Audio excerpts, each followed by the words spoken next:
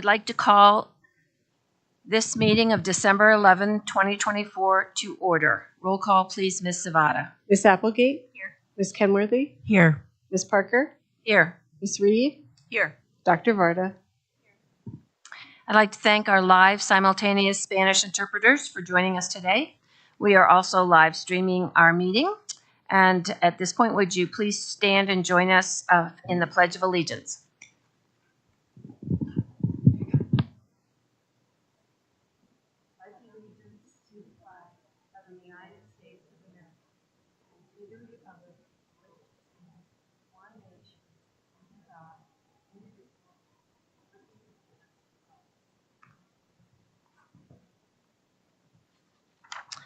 Is there a motion to approve today's meeting agenda? I motion to approve today's agenda as presented in board docs. Is there a second? Second. It has been moved and seconded to approve the agenda for today's meeting of December 11, 2024 as presented. Roll call, please, Ms. Zavada. Ms. Applegate? Yes. Ms. Kenworthy? Yes. Ms. Parker? Yes. Ms. Reed? Yes. Dr. Varda? The agenda is approved. As a reminder to the listening public, at our November 14th meeting, we studied the following topics: an update from the Jeffco Schools Foundation, a student enrollment count and related estimated fiscal impact update for the 2024-25 school year, and finally, an analysis of previously planned new school buildings in Layden Rock and Red Rocks Ranch. I encourage you to watch the recording to learn more about these subjects. You can also visit our board page on the Jeffco Public Schools website. There you'll find a host of information and links to both board docs and our live stream platforms. As we move to our study agenda, I do want to note that the board will meet in executive session this evening following our study session. Our first topic for study this evening is a review and discussion of board legislative priorities for 2025. Board members, we've received the draft 2025 legislative priorities for Jeffco Public Schools in advance, as is our practice. The first regular session of the 75th General Assembly will convene on January 8th, 2025. Jeffco Public Schools appreciates the strong relationships between district leadership and state representatives. It's critical that the district and state legislators partner together to meet the needs of K-12 students. Joining us tonight is Mr. Ed Bowditch from Bowditch and Cassell Public Affairs. I've asked Mr. Bowditch to contact each board member to understand our individual interests in the upcoming legislative session. In January, following those conversations, he will share back his themes from those conversations with the full board. Mr. Bowditch has to leave at 5 p.m. tonight, so I've asked him to share a preview of the legislative session with us. And from there, I'll lead a discussion about our legislative agenda, which we will take an official vote on at our regular meeting next week. In addition, some of our board colleagues across the state are considering signing on to a letter to the governor opposing his proposal to eliminate four-year averaging, which would result in an abrupt reduction of state funding for any district, especially Jeffco, experiencing declining enrollment. We will also discuss that tonight. If we have a majority interest in signing on, we can take further action at a future meeting. Mr. Bowditch, welcome, and we'd love to hear what you have to say right now. Thank you so much, and thank you for accommodating my calendar tonight. I appreciate it. Good to see everybody, and thanks for the board for participating in the breakfast we had a few weeks ago out at Warren Tech. I think those are good events to get as many of the delegation together as we can and just have a general discussion with our legislators. The clock is ticking, and a month from now we'll be in session. I'll just give you an overview on a few things that I'm aware of that are going on and that will come up this year. As you know, there really wasn't much change in the legislature in terms of the membership. The Democrats lost a few seats in the House, but they still retain a 43-22 margin, and the numbers in the Senate are exactly the same. So we'll still see a lot of the same players at the Capitol.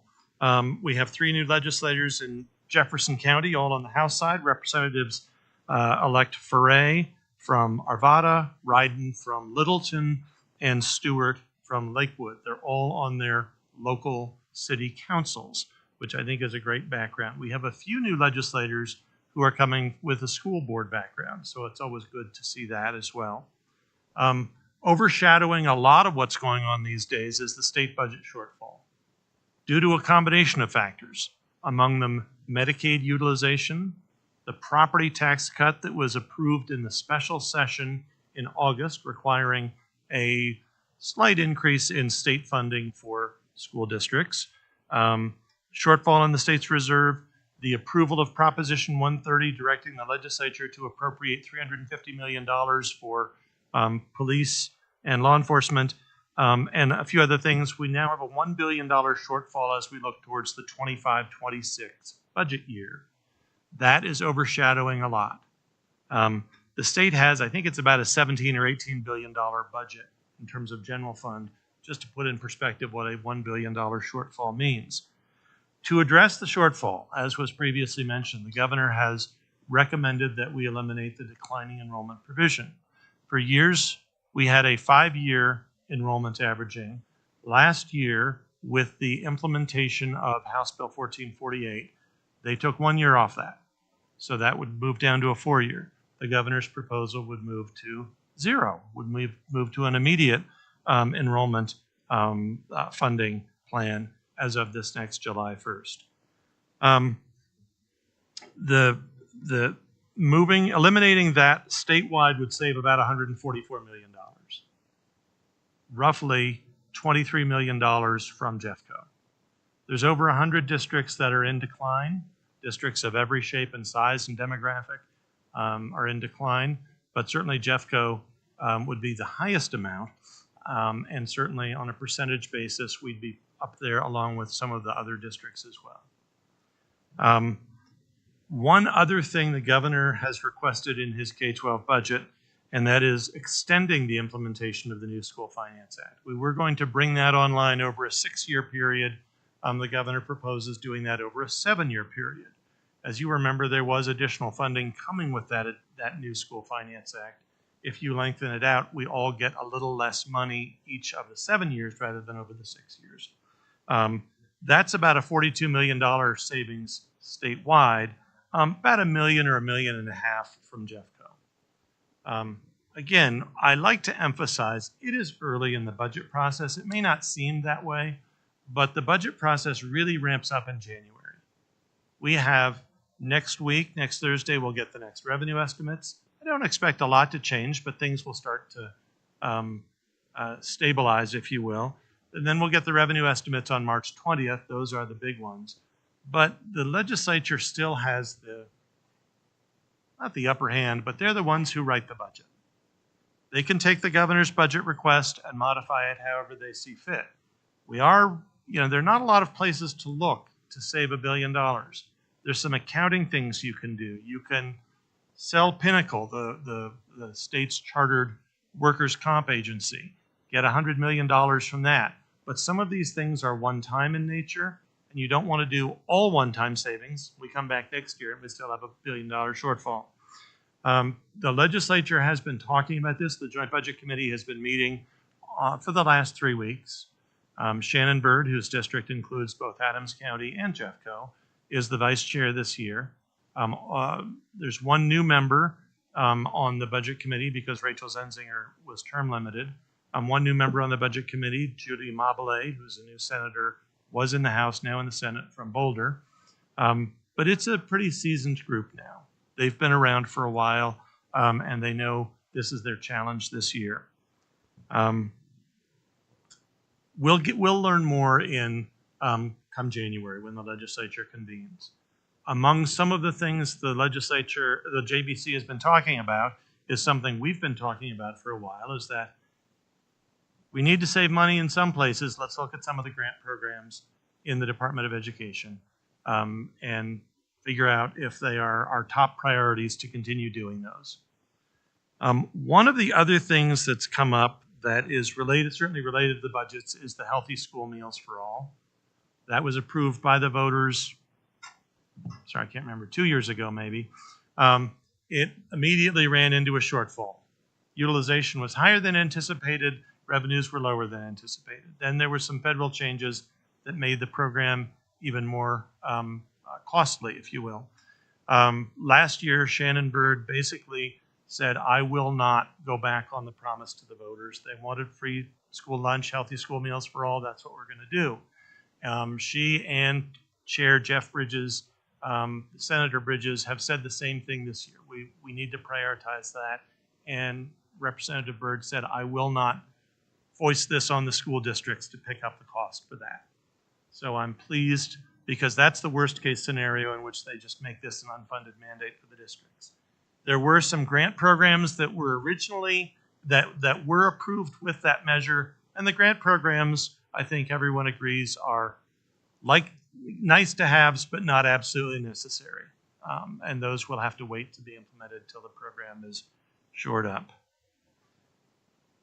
I'm happy to move on to a couple of other issues that I'm aware of that are going to come up, moving away from the financial picture, unless there are questions on the budget issues. School board, budget.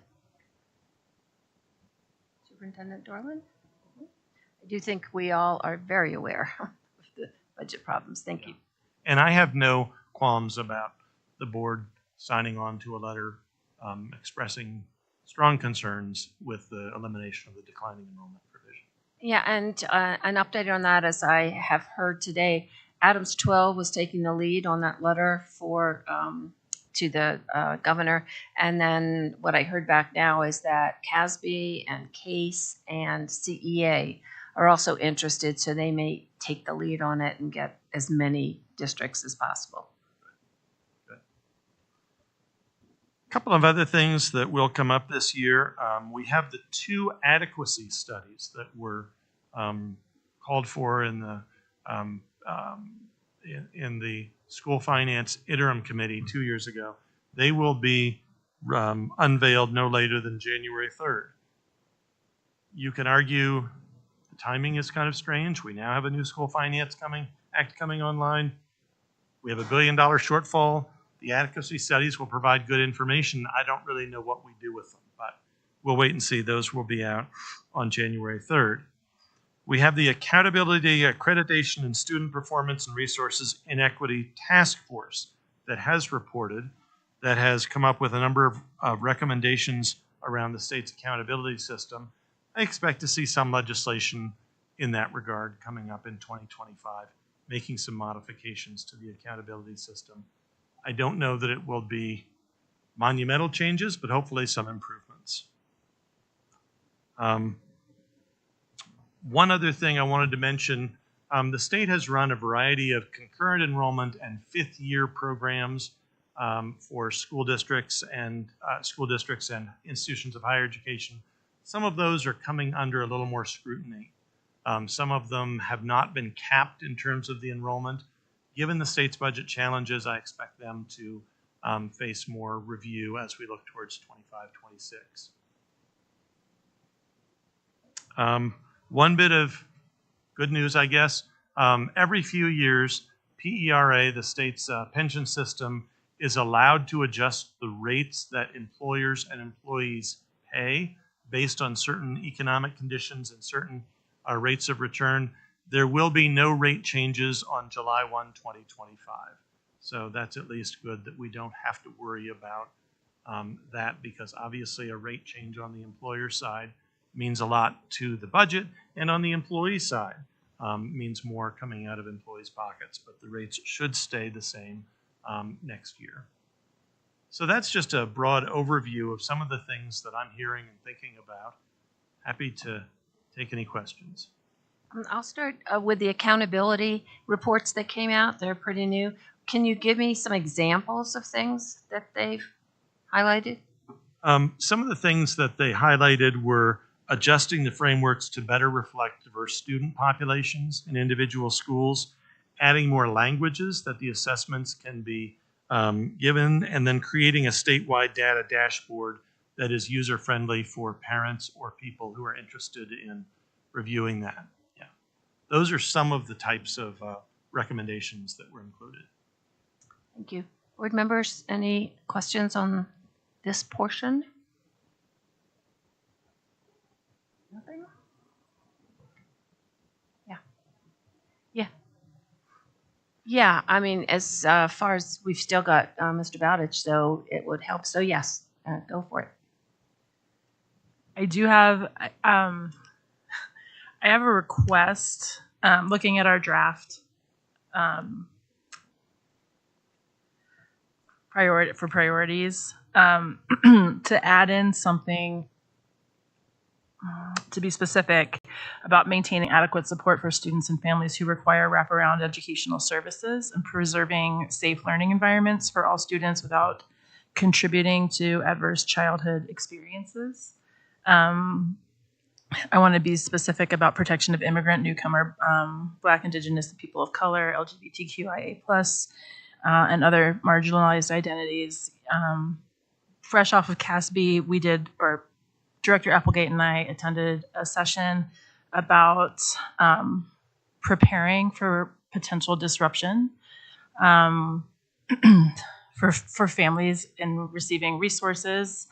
And so I want to make sure that our elected legislators know that our county is committed to making sure that our schools remain a safe environment for our students and our families. And I'd like to be explicit about that. I've said the things that I'm concerned about, but I'm open to more eloquent and diplomatic language that might be useful on a legislative agenda. But I don't want to leave it off of our particular agenda because of the weight that we have when we come up to talk to legislators during the legislative session. I mean, I think it was really drilled home for me during CASB that we are the second largest school district in the state and also the 38th or the 39th largest in the nation.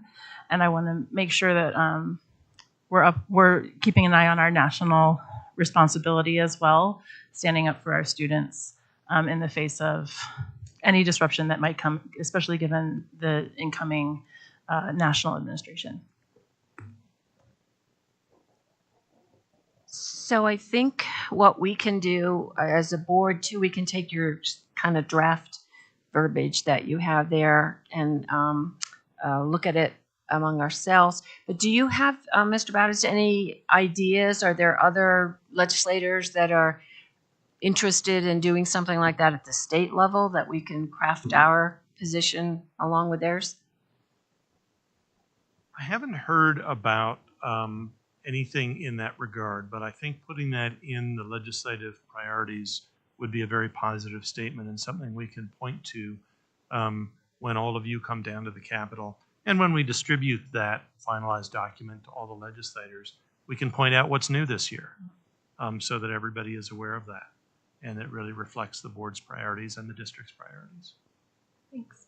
Yeah, I like that. I think our document that we've been using has been being improved over and over.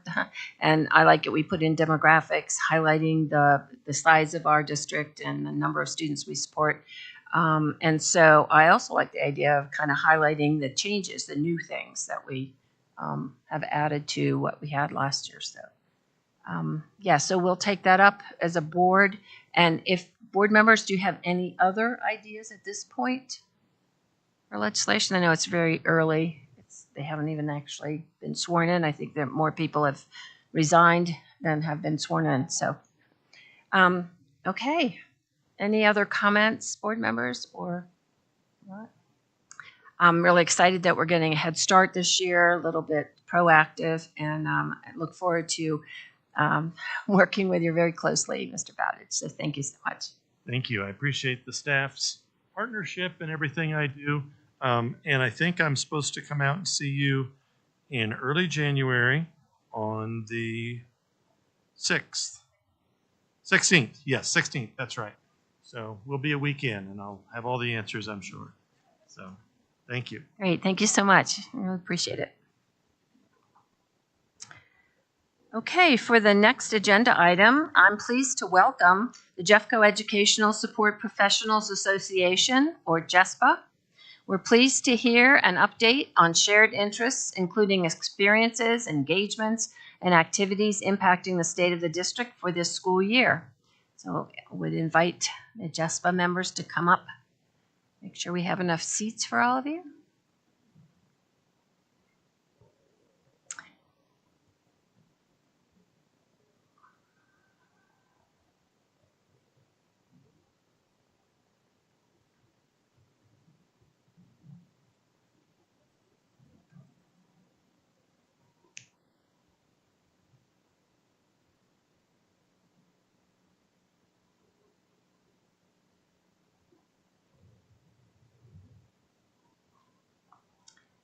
Before I hand this off to Mr. Kashub, JESPA's president, to introduce his board, Superintendent Dorland, is there anything you'd like to say? I'd like to say welcome, and I look forward to listening to the opportunity for you all to present to our board tonight, and thank you for the ongoing partnership. With that, I will hand it over to Xander. Okay. Hello, everybody. So we appreciate the opportunity to speak with you today. What we're really hoping for is a discussion. We really want to engage you all, ask you some questions. Hopefully you'll ask us some questions too. But we really want to have a productive discussion on how we can have a productive and a successful year this year. But yeah, first, I think let's go down the line. We can do some introductions real quick.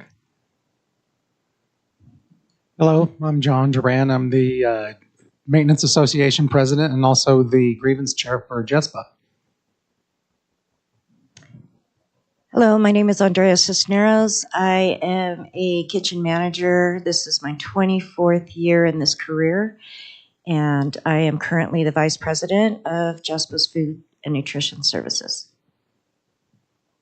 I am Corrine Carpenter. I am campus supervisor, been with the district 6 years, and I'm the Vice President of our department. Hi, I'm Sarah McClintock. I am the standing president for JSOP paraeducators and secretaries.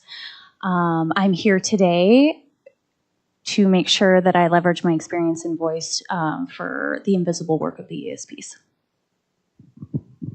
I'm Xander Kashub, proud president of JESPA. I'm a food service worker by trade. I've spent much of my career here in Jeffco at this point. I was doing quick math a couple of days ago, and I've served, I want to say, about 200,000 meals to children with my time in Jeffco. And I want to keep fighting for kids. I'm Melanie McLean. I'm the kitchen manager at Fairmount Elementary. This is my 6th school year. I'm also the proud president of Jeffco, Jefferson County School Food Service Association, which is JCSFSA. I just want to say that, I became a leader in JESPA because one of my coworkers was demoted and reprimanded for giving away milk that was going to be expiring over winter break. And knowing that now we do have free food for our students, but that we still are being pushed to get rid of food that could help our struggling families. It just is really disheartening and very discouraging. And I want to try to work together with you all and, make it better for our students, because being kids is hard. And they shouldn't have to worry about whether they're hungry or not, And if they've got hungry bellies, then they've got hungry brains. And that's really hard to focus and just stay, be a kid and do good in school. And I mean, that's what we're all here, is for our students to thrive. And we need to thrive with healthy meals as well. Good evening. Thank you for having us. I'm Darcy Hassler. I'm a paraprofessional. This is my 2nd career. Been with the district for 18 years. Why I lead is I'm not afraid to speak up for those who are afraid. There have been paraprofessionals in our building who have quit because they've been pushed down by students, and in their eyes, nothing had happened, and they were older. I hate to say older and frail, but they were. And again, in their eyes, nothing happened, and they didn't feel safe. They felt that their best choice was to quit, and I think that's not okay, in a word. This job feeds my soul. My other job fed my belly, and I'm here because I can positively impact young people's lives and advance their academic achievement and personal success.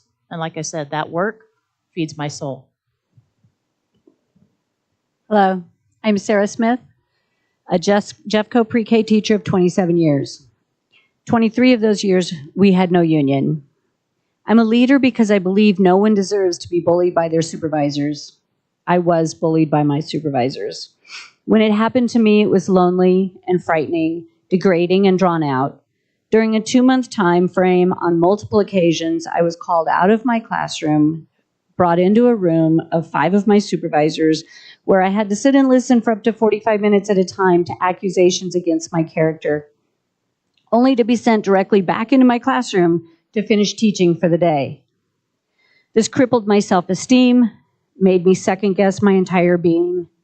My mental health was at stake, especially when no one was there to stand with me. How is having a teacher visibly shaken to their core good for anyone, especially 3- and 4-year-olds? Children learn from what they see. They all deserve a classroom where everyone, including the teachers, feels safe. Bullying is not okay, and my supervisors bullied me. I never did learn of their true agenda. I never did find out what it was all about.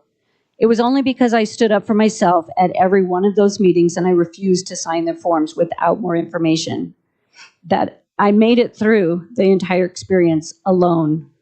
But at what cost? The entire experience took away my belief in the system. I no longer believed that good things would happen if you were a good teacher. It shook my trust. I stayed for the kiddos.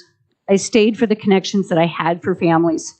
I had families that drove up from Highlands Ranch to be in my classroom at my lids. But I stayed for them, and I stayed for my coworkers. I stayed because I love my kiddos, and I do to this day. I have gone to weddings, and I've gone to graduations. But with JESPA, I know my fellow ECIPs and ECIs will never be in a similar situation. They will never be alone. No one deserves to be treated as I was, and this is why I stand up and I'm a leader in JESPA today. Thank you for having us.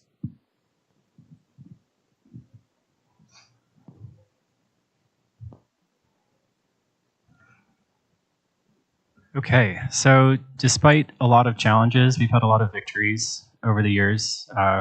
We've raised wages considerably. We've won Healthy Food Pilot Program. We've supported workers and students through our advocacy as a union. A lot of these milestones are made possible by community organizing and by the support of you. And I want to make that clear. Now, we remain committed to fighting for students and our community. This might be a difficult conversation today, but we're here and we want to have it. Last year was a particularly challenging time for all of us, I want to say. After a mere 3 hours of negotiating, the district hired an anti-union lawyer to represent your interests, effectively severing our lines of communication at the table. As we later learned, before negotiations even began, a unanimous decision had been made by you all to not communicate with us. This decision we were not made aware of at the time.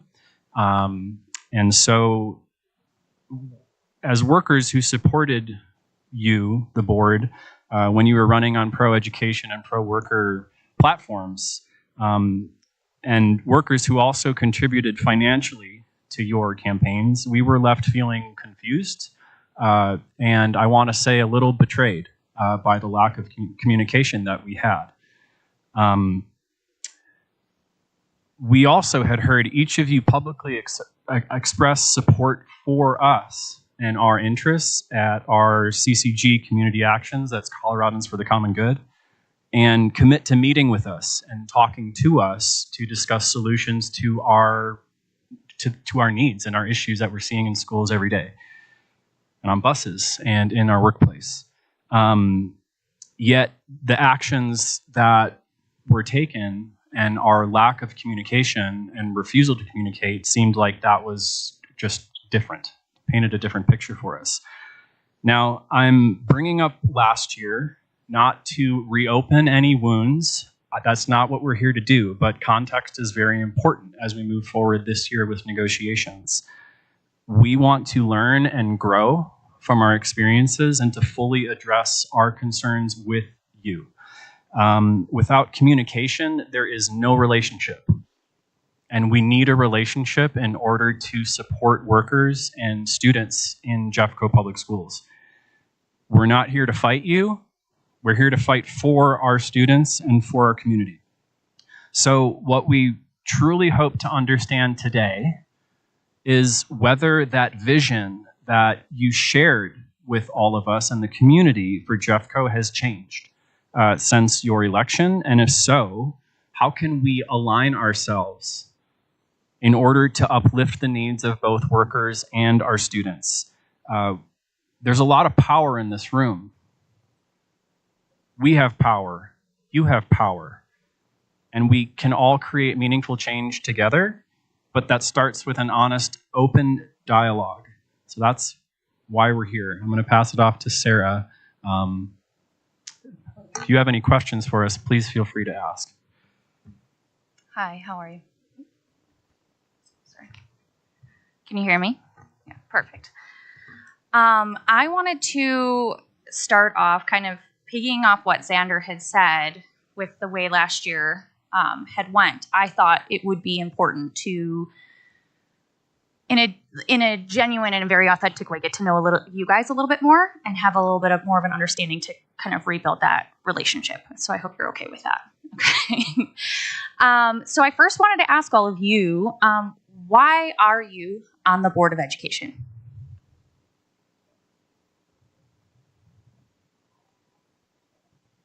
I have 3 kids in Jefferson County, and I have family who work in Jefferson County.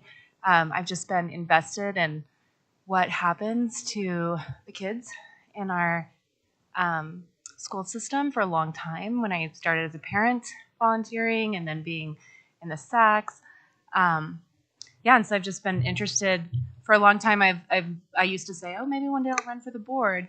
To be honest, when no one really did in my area, I stood up to run, and I just have learned so much while I've been here.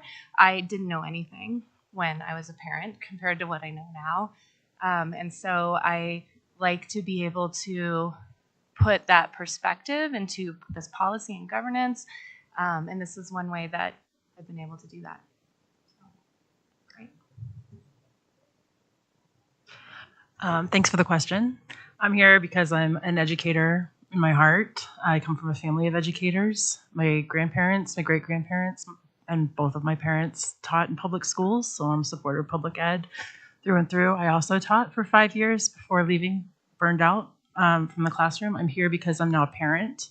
I have 2 students in Jeffco schools, and a fellow friend who's also a teacher and an educator here in Jeffco asked me to consider running, and I said no, and then continued to ask me until I said yes. I'm glad that I said yes. I'm glad that I'm here. I think this work is incredibly important, and I'm also here to be a meaning maker. I started through the accountability process, the SAC committee at the school.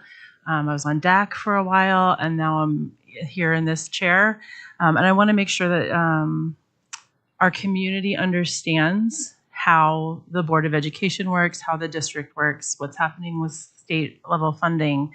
There's a much larger story going on than what most people see from their individual perspective. And so I want to make sure that various perspectives are being considered when we have conversations here at the board. And really glad that I get to work with my fellow board members in being meaning makers for our whole community. So I was an educator in Jeffco for 30 years. I was a leader in JCEA. I believe very, very firmly in the importance of employee voice in how things run in the district. I think you get a better run district when the people who do the job have a voice in how the jobs get done. I also felt like just having an educator and a Jeffco educator on the board was really important. It gives a perspective that isn't necessarily there from people who haven't had that experience. I have 2 grown children who went through Jeffco schools, and I have a grandchild who it'll be quite a few years, but she'll be going to a Jeffco school. And so all of those things are really important. When I was an educator in Jeffco, I went through a period where we had a board that I would say was not friendly to public schools and was definitely not friendly to collective bargaining, and really was doing everything they could to dismantle unions. And I just think that, as I said, it's just really important that we have strong associations. And so one thing that I just want to clarify from earlier, and there's some other things I'll probably clarify just to give a different perspective on it. But really, it's only during negotiations and about negotiations that it becomes really tricky for individual board members to have individual conversations. Because for one thing, no individual board member has any power without the other board members. We all have to work together, and if we're all getting the same message at the same time, that's better. But I do want to make clear to you and to everyone else, whether they are in the association or not in the association, that they're always free to send us letters, to ask for a conversation about their own personal experience, not here's what needs to happen in negotiations. There are teams for that, and there's a process for that, and that process rests in contract, and the contract is super important. But those individual conversations, I am always open to having those. And so if there's been something that has led to a perception that you can't write to us, that you can't talk to us individually just about your own experiences, I just want to clear that up, because I don't want you to have that feeling at all. I believe that learning is equivalent to living.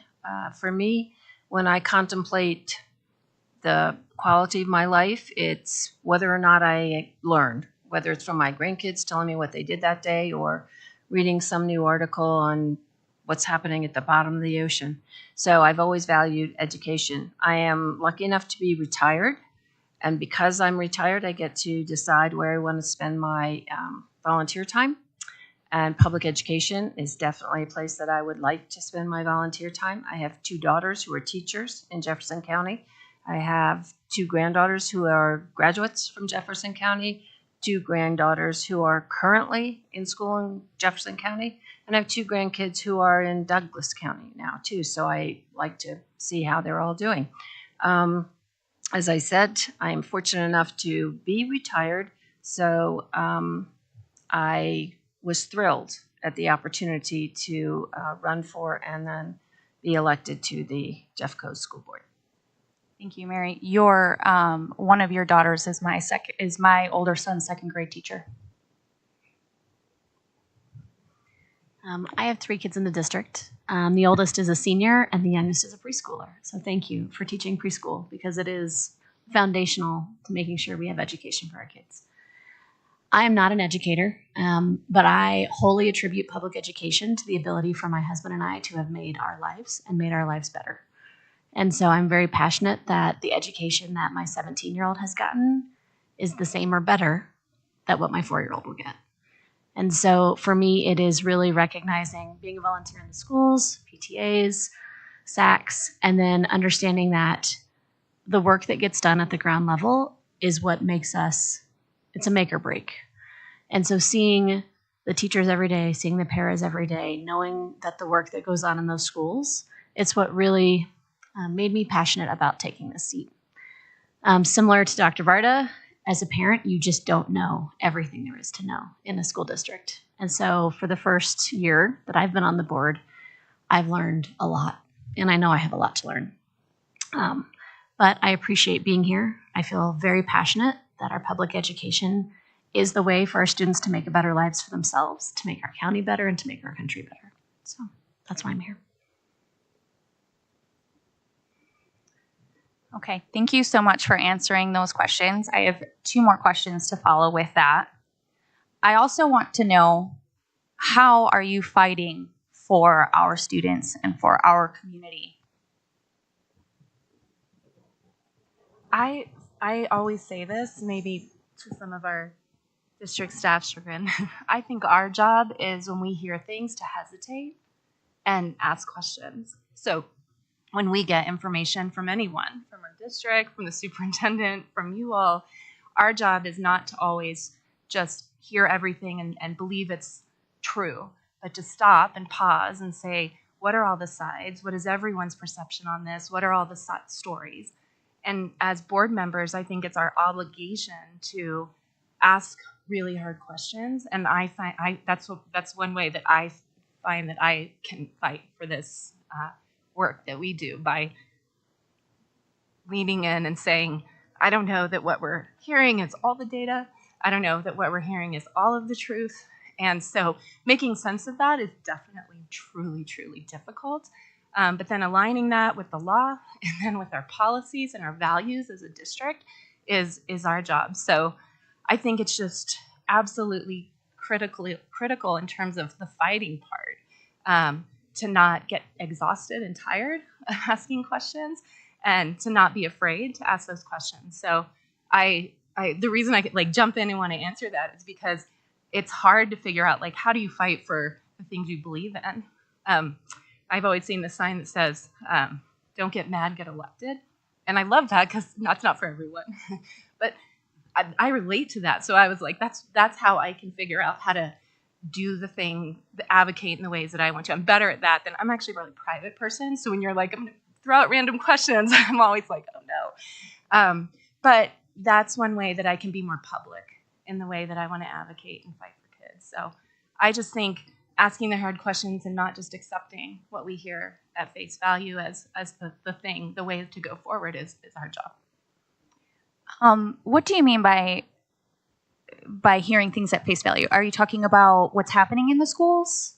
Like if hearing it like from us, like the things that we say? So if you can imagine when we sit down for a meeting, we have a topic on legislation, and then we go to JESPA, and then we go to DAC, and then we go to whatever else is on our agenda. We think about the budget and then capital, curriculum. So every single topic that comes to us is just like we have to know all the topics. So we get information that helps us understand those topics. So we study ahead of time, we get materials, we talk to people out in the community, and we get presentations and public conversations. So what I'm talking about is as we're absorbing all that, not to just take the first thing you see at face value, as what it is and assume that's it, that's the truth, is to dig in, to ask questions, to find the multiple perspectives. So what I mean, I forgot the way you asked it, but seeing things at face value, like everyone's presenting to us from their interests. Everyone is. And it's our job to make sense of that and make sure that we're considering all the interests at once. So that's the part where I think if we're just hearing something and putting our blinders on and saying that's the truth, we haven't really done our job because we haven't really opened up and looked across all of the different ways we can learn about something. So when I hear like a presentation, this is probably, I think, what could get frustrated with me is I'm like, okay, this is part of the story. Where's the rest of it? What do the people in my community say about this?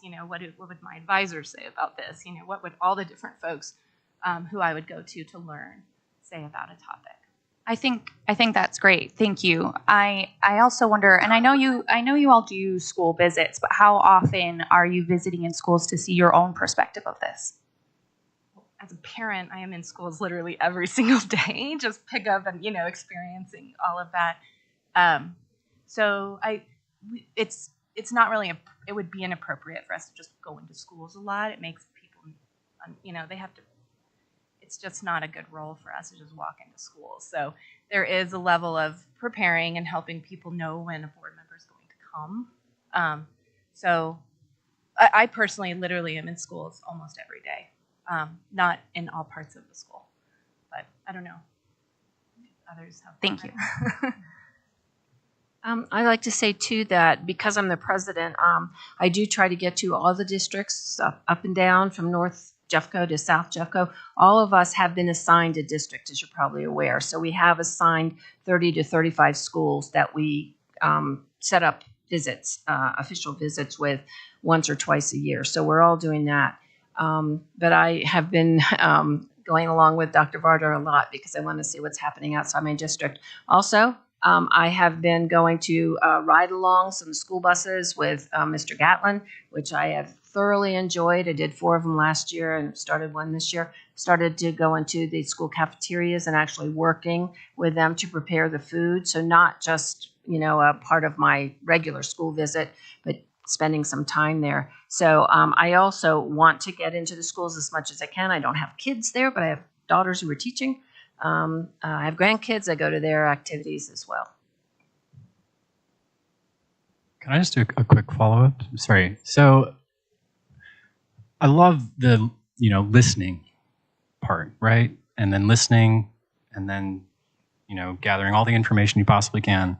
Part of why we're here, and part of our concern is that we don't think that happened last year when we came to you with concerns. And so we want to understand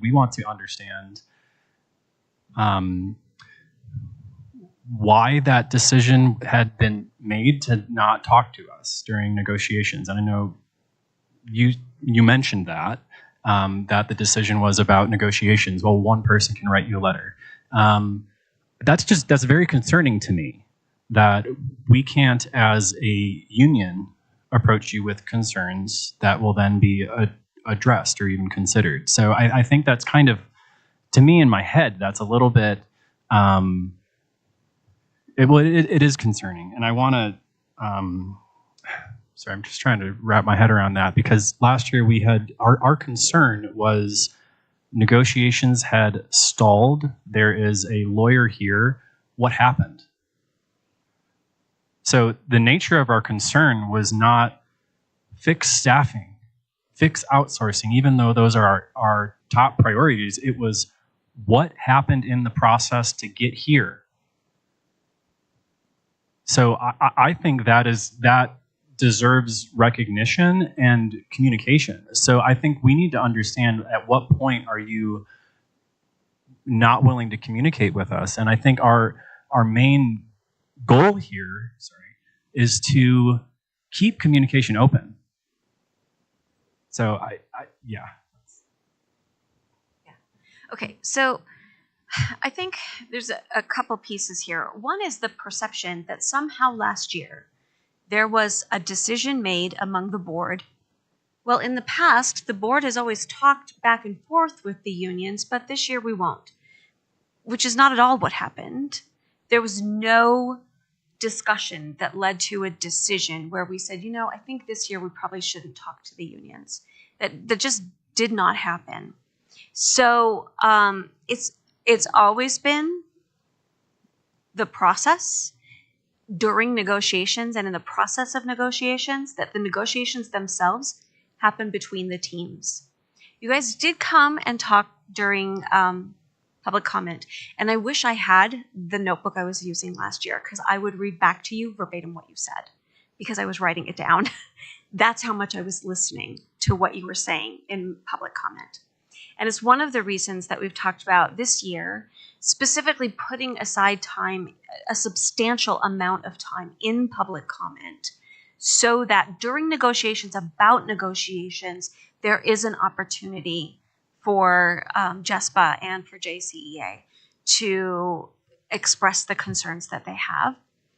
And I can assure you that I'm listening, but if you would feel better having me let you know what I heard, and put it back to you, I certainly can do that.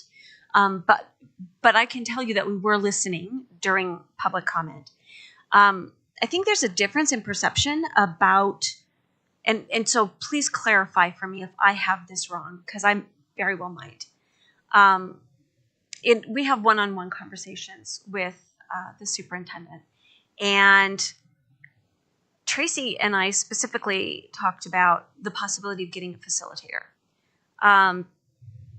Just the sense that maybe there was some misunderstandings at the beginning about who was perceiving what ways, and who was perceiving how the process was supposed to go, and that it just seemed to be kind of having a rough start, and that maybe a facilitator would be a good idea. And I liked the idea of a facilitator because that is somebody that is hired by both sides. You work together to choose that person. They don't take just one side. I would not have, my first choice would not have been to have a lawyer just representing us. I would have much preferred to have a facilitator chosen by both sides.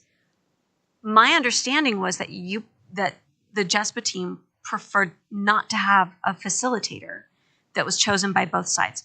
So maybe if I understood that better, I could address the rest better. I would be happy to clarify what happened last year. So we had 2 sessions of negotiating. We did not have a facilitator at the table. After 2 sessions of negotiating, the district threatened impasse if we were not to agree to a facilitator. We said no. The next session, Brent Case is at the table. Can you help me understand why you didn't want a facilitator? That's what I'm... We were threatened by the district to either go with a facilitator or you would declare impasse. So I understand that the threat made the whole thing feel not great. I get that. Aside from the threat, if that hadn't been there, if it hadn't been, we need a facilitator or we're looking at impasse, if they had just said, we really think that we need a facilitator, would you have agreed? I'm not, maybe you can help elaborate. I don't fully understand why we would need a facilitator if the whole goal between the board and the district is to collaborate and communicate with us why we can't do this together. We don't always have to agree. We don't always have to be best friends in this situation, but we should be able to communicate and collaborate. I absolutely agree. I just think sometimes it doesn't hurt to have somebody else who's not, who doesn't have a dog in the fight, who is, like I said, hired by both sides and represents both sides. I guess I'm not understanding why that's not a good thing. We've considered it. We are still considering it. It's something that's a possibility this year, but we have not come to any agreement on a facilitator for this year. Have you guys,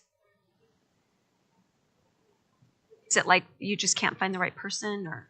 We are still trying to negotiate what that looks like and why we need it and why the district wants it.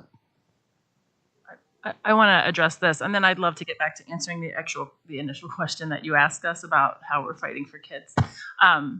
I want to say I think relationship is incredibly important, and I'll, as an example, lift up that I have a great relationship with my partner of 15 years, and we get into places where we need an impartial third party to help us navigate difficult conversations.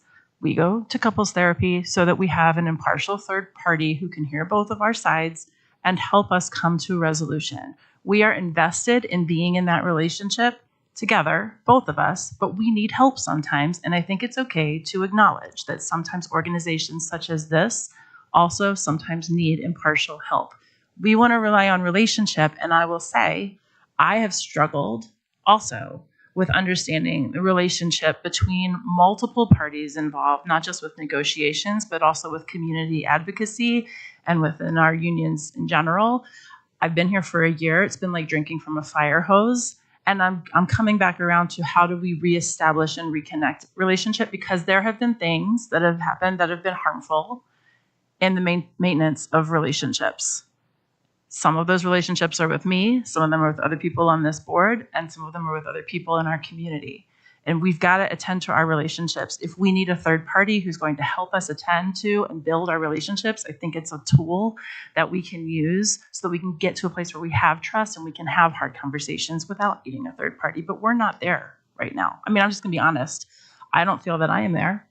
I can't speak for everybody on the board, which is underscoring my answer to the question, what am I doing to fight for our kids? I'm going to go ahead and answer that because I want to move our conversation. I know you said you had another question you wanted to ask us too, and we've got multiple things to get to tonight.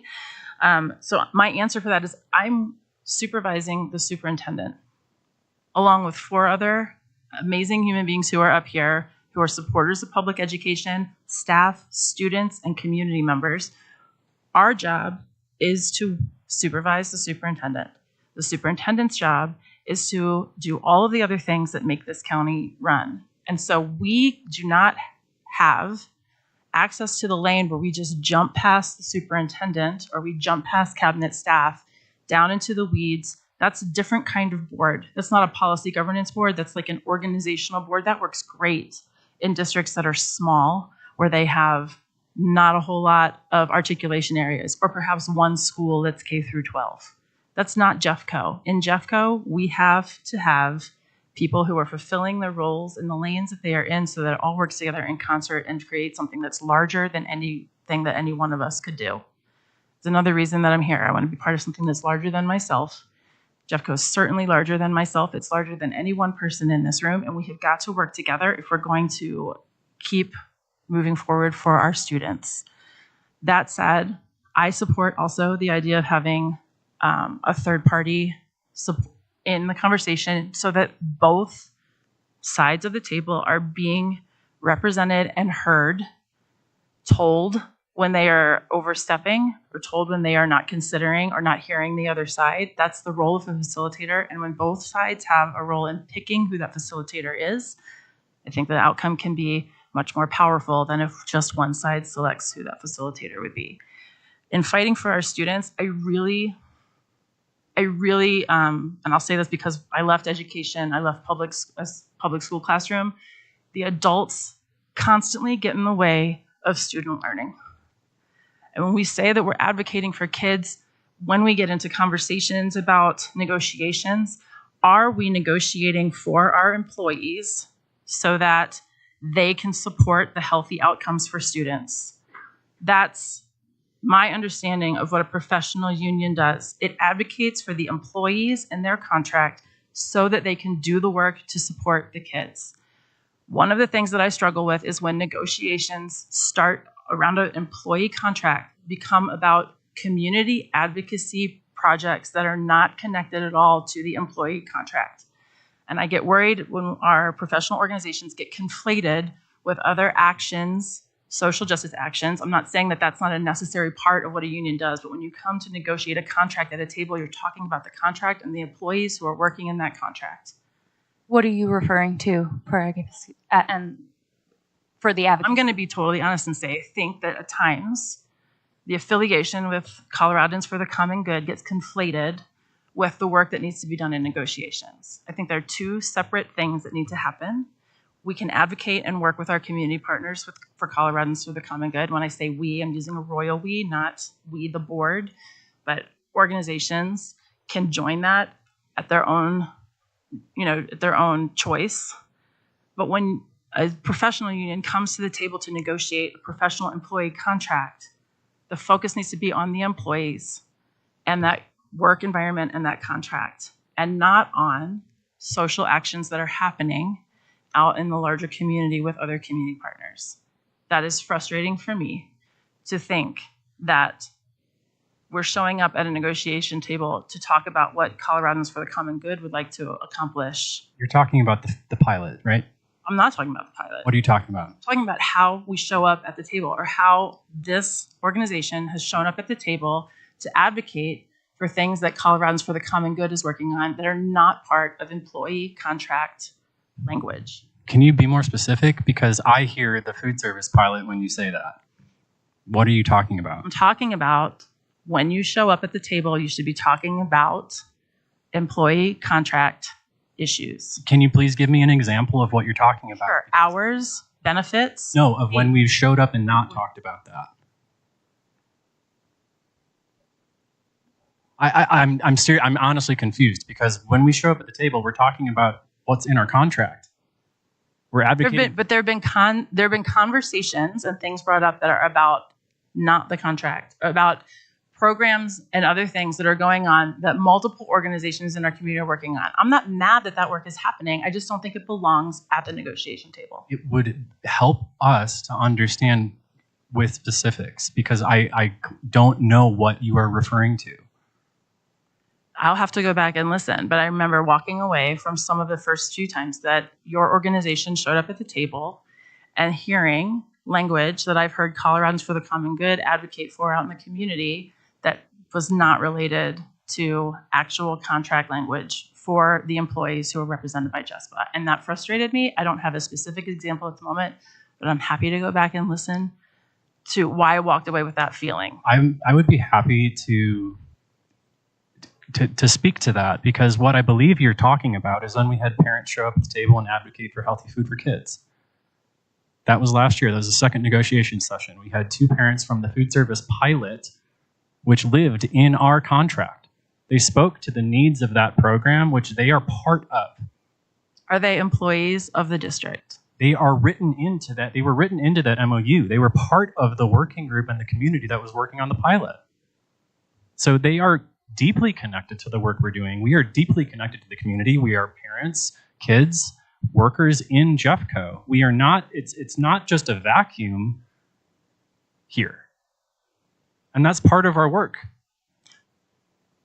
I have concerns about issue advocacy in an employee contract negotiation. I'm going to end it there because I want to make sure that my other board members are able to answer the other questions, the questions that you've already asked, and whatever remaining questions you have.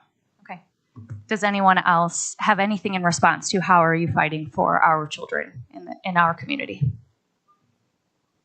Sure. I mean, if you have something to say, if you don't, then you don't, right? Oh, okay. So you had a chance to watch some of that just happen with our legislative agenda. So one of the things that we do is we have Ed Bowditch go to the Capitol and talk about legislation that we believe will be best for our students. And so some of that is funding for sure, because funding deeply impacts every aspect of their education. But like last year, we supported legislation that allows students to be called by the names and pronouns that they want to be called by. So we want to fight for their right to determine for themselves who they are and to be addressed in a way that they find respectful and welcoming and gives them a sense of belonging. We advocated for their right to express themselves at graduation in a way that is meaningful for them culturally and personally. So we do that through legislation. I think that we will be called upon to a greater degree. I think we've always tried to advocate for students that are often underrepresented or for whom there are opportunity gaps. I think that we'll probably be called upon to do that even more strongly. And my hope is that we will rise to that occasion and do that for our students. So I think that that is something that you will be able to continue to see us do to fight for students. We try to make sure that they're getting quality instruction, quality materials that are culturally relevant, that the instruction they're getting is culturally sensitive. That is not something that I saw as a student ever, and that honestly, now that I know some things that I didn't know when I first started teaching for sure, I didn't always do a good job with as a teacher. And that was because I didn't know and I didn't have training, and I want to make sure that our teachers do know and do have training. I'm currently serving on the Equity Accountability Committee, or I'm the board liaison for that. And I'll have a chance to talk about that experience a little bit more on Thursday. So this is work I'm doing on the side to continue to fight for students. Thank you. I would say that for me, I mean, you've heard a lot of really good stuff. And so part of the challenge with going at the end is that you kind of repeat things. So bear with me. I think from my standpoint, it's listening. You heard Dr. Varda talk a lot about we listen. And we get a lot of emails and we take that information. So whether it's student visits, whether it's school drop-offs, you'd be amazed how many times I get stopped dropping my own kids off and told about something. And it's everything. Everything from a student telling me that a bathroom was really yucky and if I could fix that. Not that it was yucky in the way of like not clean, but it was painted an ugly color in her opinion. To concerns about time and start times, to concerns about, and you name it. And so part of my job is to be the siphon, the filter, whatever you want to call it. And when we talk with the superintendent, when we talk with the cabinet, when we have study sessions, to bring things up. And so, you heard other board members say, when you communicate with us, we may not respond, but we do get all of the emails. We do get all of the emails. And a lot of that information gets filtered and it gets shared. I guarantee you, when we are in the heat of negotiations and we are all getting emails, we share that information and we share our thoughts on that information with the superintendent. How I'm fighting for kids specifically is I want to make sure that when our kids go to school, they feel safe and they're getting an education and that our teachers feel safe. I think that point is really struck with me. And that our teachers can make a living wage and can live in the neighborhoods that they work. That's very important to me. It's something that we talked about a lot during our campaign a year ago. And putting good teachers and good paras and good staff in our schools is one of the ways we fight for kids, frankly. Because when they're safe in that way, when they have teachers they trust, I can tell you with 3 different kids with very different needs, I can't do it without crying, so I'm not going to tell you the story. But there are teachers in my kids' lives that I'm certain, I'm going to cry anyway, put them on a track for success. And that means the world to me. I can never repay that. And so I want to offer that, and I hope every student has that. And so there's a whole lot of ways. Every decision we make, every vote we take is in defense of students. Thank you, Michelle. The whole point of these questions were to get to that deep, why. Remember your why type of situation. So that was the point. So thank you for the genuine emotion. Did anyone else have anything they'd like to add? I just want to acknowledge as well the commitment of this board as a unified board. I've worked for many different versions of boards over the course of my career, and I would say this is one of the most unified boards regarding compensation increases and concern and care for employees. And they know that the folks who are in front of our students every day, whether it's a bus driver, somebody in the cafeteria, a paraprofessional, an educator, a principal, that individual matters in the lives of our kids. I think you just saw that as evidenced with Director Applegate's comments. Thank you for that.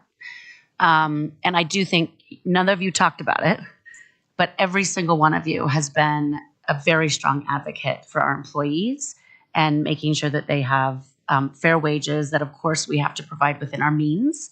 And I needed to acknowledge that. And I thank you for that. Okay, thank you. My last question is what stands in your way? So coming back to everything that we've talked about, or that you've given me an answer, why are you on the board? Who are you fighting for? And what is currently standing in your way? Money. Absolutely money. It's making me crazy. Colorado funds its schools $2,000 to $3,000 per child less than the national average. And what I would do with that money is I would make sure that our employees are fairly compensated. Honestly, I don't believe you are.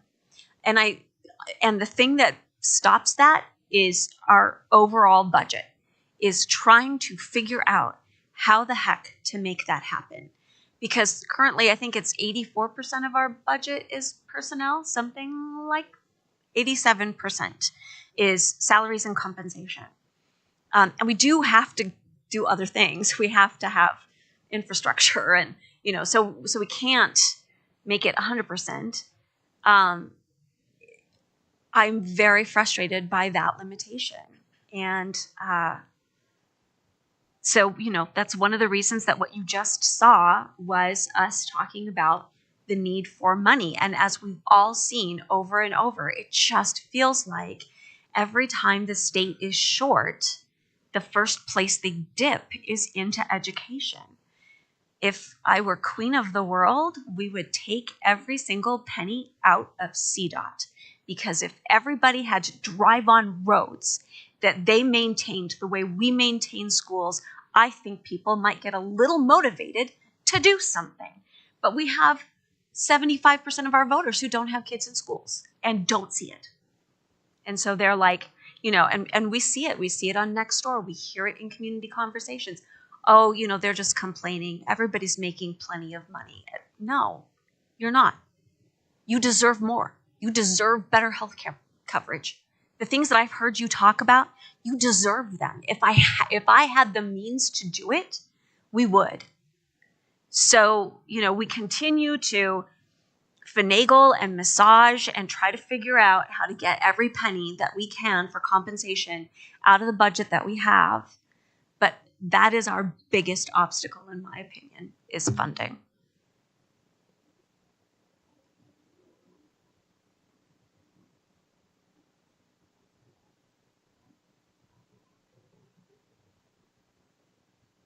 Okay. I'll say, obviously, funding is the biggest, the elephant there.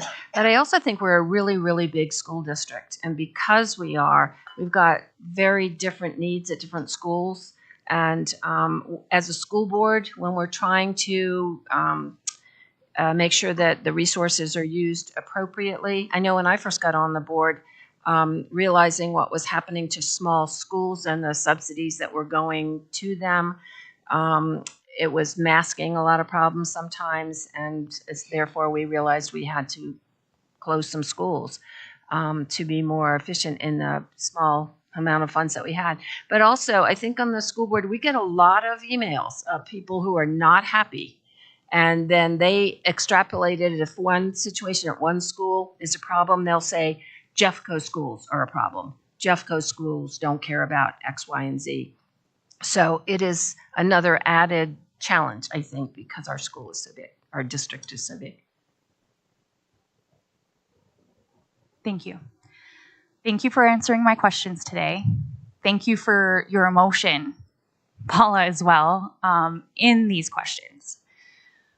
The past couple of nights, to be honest with you, I've been sitting back and thinking about a lot about this, a lot about relationship, a lot about seeing ourselves, a lot about collaborating and communicating and coming together. What I see here is that we are both on the same side, correct? We are both fighting for the same exact things. What I want to invite you to do, I was talking to Xander about it earlier. I don't know, Tracy, with your psychology background, you might understand this, but I've taken a training in what the drama triangle is and how all of us are always in the drama triangle no matter what, right? And I want us to start, and I want all of us to invite each other to start seeing each other as the villain, to see each other as the challenger or coach, right? So if we're in the drama triangle and we could be the victim, we could be the villain, or the coach, or the hero, right? And so the flip side of that would be the creator, would be the coach, would be the challenger. And I'm perfectly fine being a challenger to all of you. I tend to just be that naturally, but I don't want to be the villain. And even with Coloradoans of the common good, everybody is here fighting for the same exact thing. And I want all of us to remember that even with JESPA, we're not just JESPA, we're not just the union. We are representing how many, 4,000 or 5,000 of your ESPs? We are representing them. We are part of the community that is coming to you with the things that they come to us with the things that we personally experience in the schools, and then me going in further with so many other of my coworkers, and is that I am a parent, that I am a community member, I am a taxpayer, and I am an employee. So I am here looking at this on so many more angles, just as all of you are.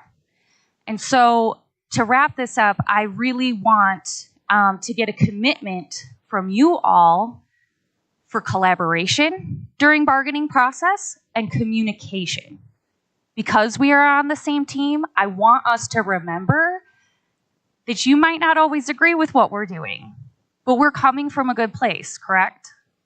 And I want to remember that that same space is coming from you, that I might not always agree with the decisions that you make, but I want to believe that it is coming from a good place. And the best way we can do that is through collaboration, communication, and transparency. Thank you. Can I follow? I'd like to ask you all for a commitment to trust us. I'm telling you, this is the board you want in negotiations. There is no other board, no other set of 5 people that are going to work harder to try to meet the requests that you're making. I guarantee these are the 5 people. And I am hopeful that you all will commit to trusting that that's true of us. Whether I'm comfortable meeting you in a coffee shop to speak one-on-one, which is maybe more about me personally than anything else, is not the same thing as whether I'm going to go to bat for you when we are working really hard in that negotiation process. So I hear what you're saying, but I feel like one of our major roadblocks in this particular work with negotiations is that I don't think you all trust us. And we need you to trust us too. So my hope is that you will make that commitment to us.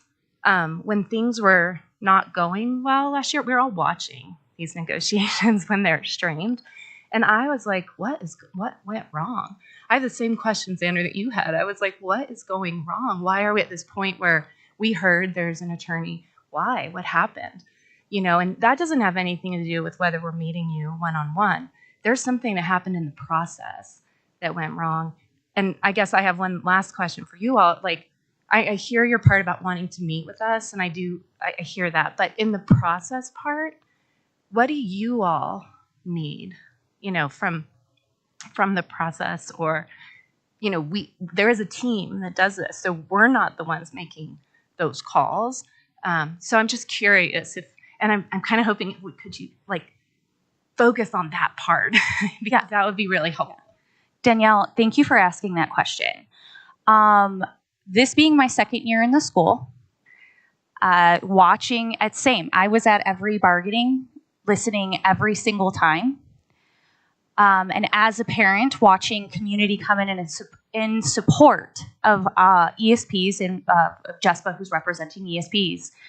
When we watched a union-busting attorney, so when I watched my tax dollars that I pay to this district pay and hire a lawyer that within 2 sessions make more than I do in a year, felt horrible.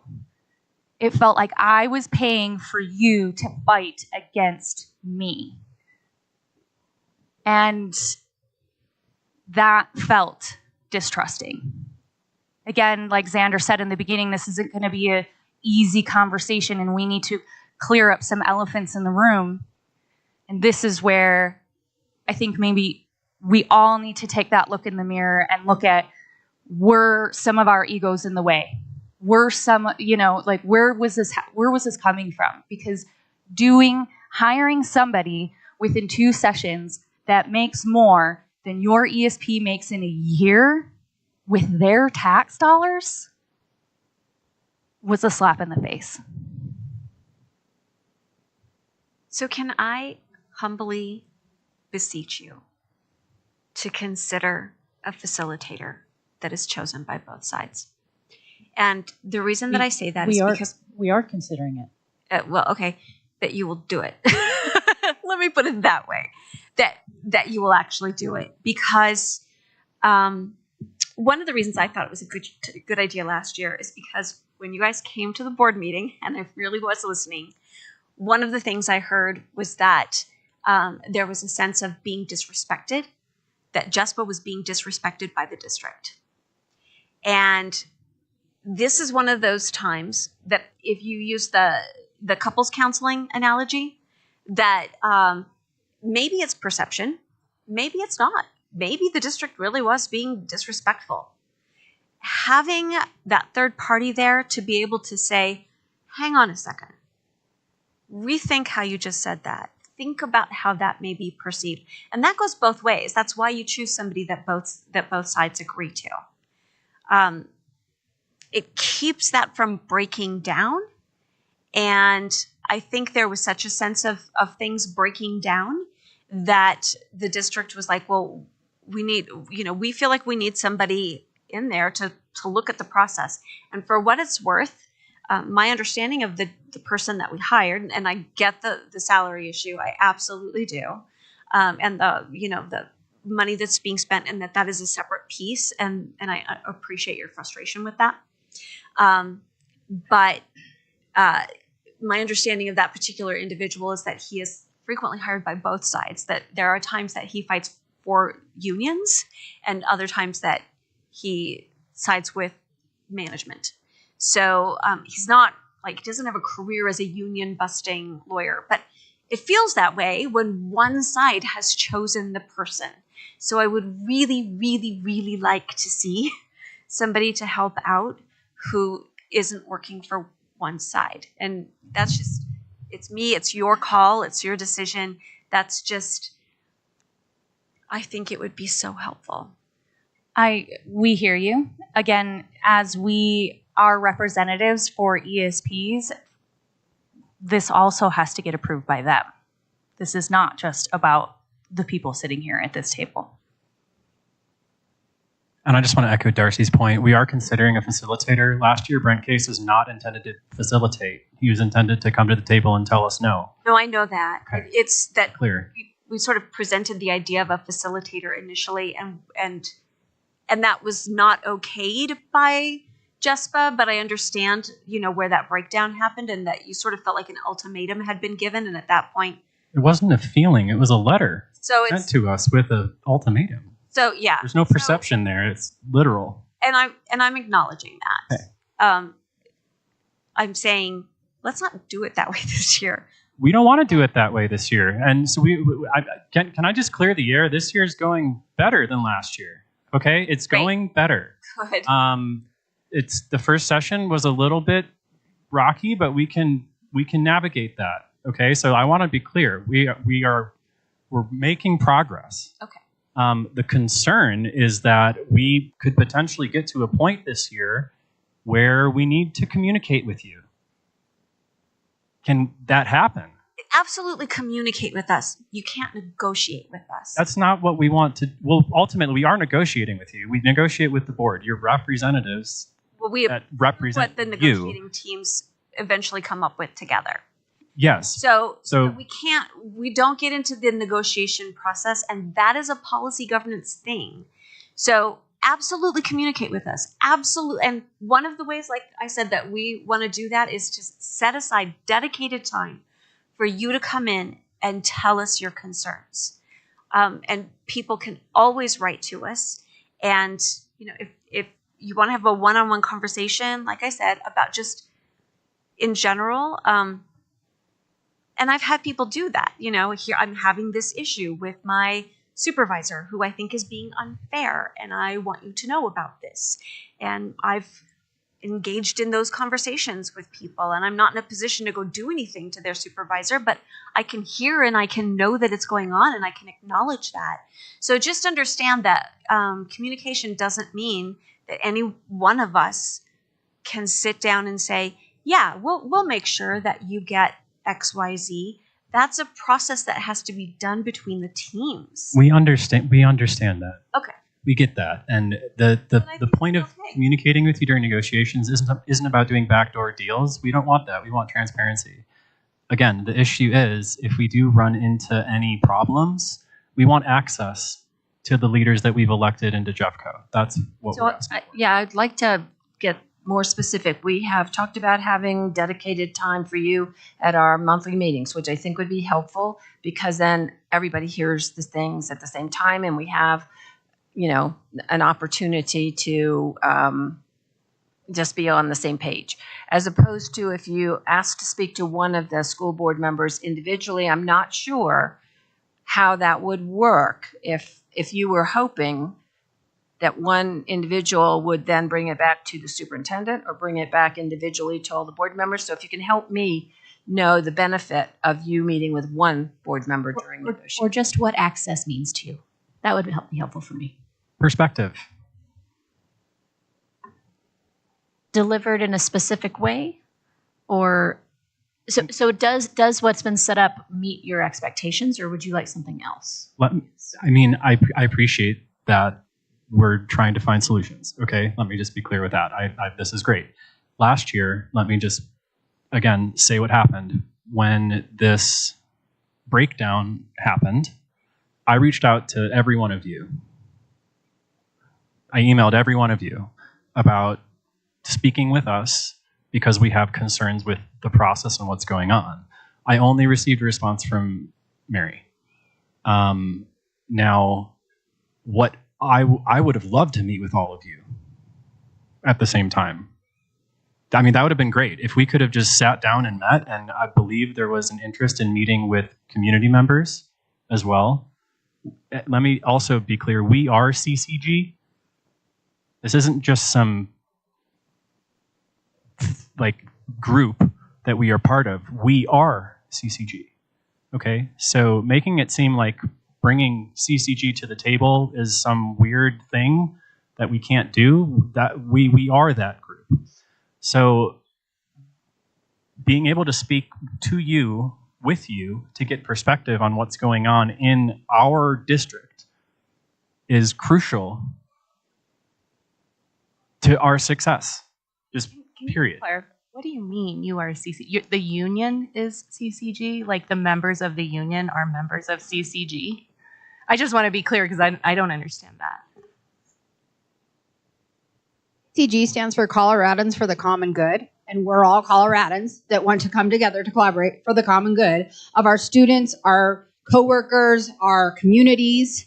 So that's what CCG is. The union. It's an organization that we are part of. You're a member of. Yeah. You're a member of their organization. It's not their organ. We are. The line is not. There's no division with that. Yeah. I've never heard of this before, of a union being an outside organization. But I mean, but I do think when you said like you would have liked to talk to us about the process, we really can't talk to you about the negotiation process. That's exactly, and we can't even talk to each other in groups of more than 3 about our. I mean, that's what I meant, in groups of 3. Like the way that we can communicate is so limited. Is that policy that you can't? Yes, it's the law. The law. Well, okay. Actually, I think if Julie could just jump in here, Ms. Tolleson, can you explain sunshine laws and why I just want to reiterate, this is why the board's setting up during public comment through negotiation season a specific amount of time at the beginning of public comment for JCEA and JESPA members to come and speak to the board about negotiations or anything else is the reason we've landed on this structure. Because the board members, there are state laws related to how they can meet with people and each other. So Julie, can you give us like a little 101 on that? Absolutely. First, from the open meeting law perspective, which is kind of what they were talking about, if 3 or more of them are together, it's a meeting that has to be noticed in advance. If 2 of them are together, it's a meeting that doesn't need advance notice, but it has to be open to the public. But the other piece that's sort of in this, which is more of a labor law thing, and I don't want to get all technical and lawyerly, but once each side has appointed a group of representatives to be at the table, neither side's supposed to make an end run around that. Like if we sent, or the board sent a communication to your members and said, we're unhappy with, this proposal, look at how these, that would be completely inappropriate. And my guess is we would hear from you and your counsel at CEA very quickly, right? So some of it is it's just got to be at the table between the parties' representatives. That's the delegation that both the board makes and that you all make. Thank you for that. I just want to jump in because I heard Dr. Varda say, what happened? Which is really funny because that's exactly what I said when we had the meeting prior that Director Reed was at, Director Parker was at, and Superintendent Dorland. I said the same thing. I wanted to have a restorative practice conversation. What happened? We can't move forward and fix it until we know what happened. Do we need to know the background of personnel issues if that was an issue? Of course not. But we need to be able to fix whatever the process issue was. And I hear you're saying we need a facilitator. We haven't had a facilitator in years.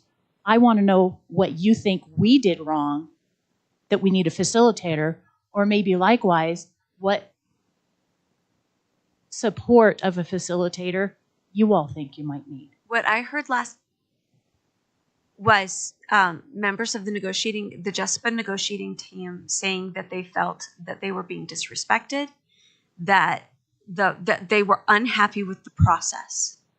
And so it made sense to me to get somebody in who was a neutral party who could help that, so that, and I'm not saying it did happen or it didn't happen because that's not my place here, but if we are in a situation where for some reason the district team is being disrespectful, a facilitator calls them on that and is there to keep that from happening, and vice versa. So it was not you guys doing something wrong.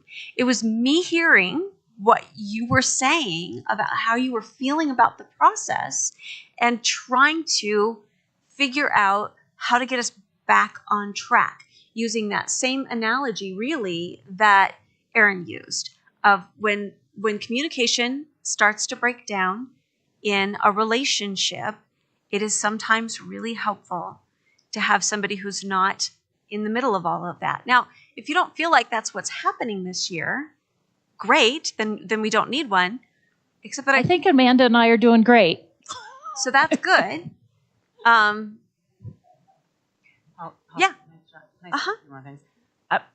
In addition to the need for a facilitator last year, I also expressed in our monthly leadership meeting, not only the interest in a facilitator who can help be a neutral party to keep the process moving forward in a more positive direction than I felt like it was going. The second reason I really wanted a facilitator was so that we could have conversations and make some decisions about like what type of negotiation process we were using and possibly receive some training on that. So having worked in multiple districts and worked with multiple associations, I have always found that it is most successful, number one, with the facilitator, because sometimes we have to have hard conversations and disagreements about things, and then we have to come to a negotiated agreement. But number two, I've always been in a situation when it's been successful where it's really clear to all of us what type of negotiation process we're using. And we talked about this a little bit in the meeting last month with Mary and Paula, whether it's interest-based strategies or traditional bargaining. I actually think that this is my personal opinion. I'm open to other opinions and other ways. I think we're in a spot right now where traditional bargaining is probably the best approach for us right now. And there is a way that is trainable and learnable and for all of us to create norms around related to a bargaining model. So that is another reason why I'm interested in facilitation and collaborative conversations to say, what model? I mean, I take bargaining very seriously. I believe in employees' rights to come to the table and advocate for themselves. But I also believe that there are ways to do that that are more efficient, effective, productive, respectful, based on research and people who are really smart who've created these types of processes. So I have interest in both defining our model together, a shared agreement around that, and then facilitation related to what the protocol of that model calls for. For example, a structure like caucusing, when you want to talk about it as a team, red line or do whatever we're going to do and then come back to the table to talk some more. So that's just an example of a structure that I think we need to norm around. So, you know, I'd like to talk for just 1 minute. I hope that in the last 2 years, I can't recall where everybody was for that, but I hope that there's some recognition behind who could have been prepared better. We consider that to be disrespectful when people don't come to the table prepared. There was a lot of time wasted being prepared. So when we say we're being disrespected, it's not specifically by anybody in particular here or anywhere, but the process is very visual to our people, and when they think they think that's disrespectful to come unprepared. So we had a lot of wasted time happen during 2 years ago in negotiations. So moving on to the next year, we were wondering what we were going to get into. And then we ran right into Brett Case. So I understand where you're coming from. It's hard to understand Colorado's for the Common Good and how what that means to us and why we say we are. I get it. But sometimes it's not just up to us to step forward and say, hey, we really want to talk to you about something. Sometimes we need you. If you need to talk to us, talk to us. It's like you said, you guys dig in. You wait, you stop and say, give me a minute. We need to look into this and see why it's being perceived this way. So I don't know if that's a thing for the school board to be able to say, hold on, stop, we need to talk to JESPA. But I hope it is, you know? As we said earlier, we're not here we're here for the same reason. We love kids. We love public schools. And we all want to be successful here. So I hope from your perspective, you guys can also see that our door is open also to understand.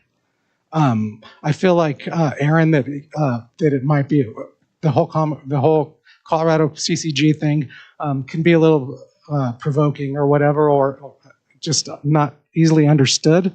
But understand it, you know? Dig into that in the future and find out what we mean. We don't have time tonight to go through everything, but it is for the common good. I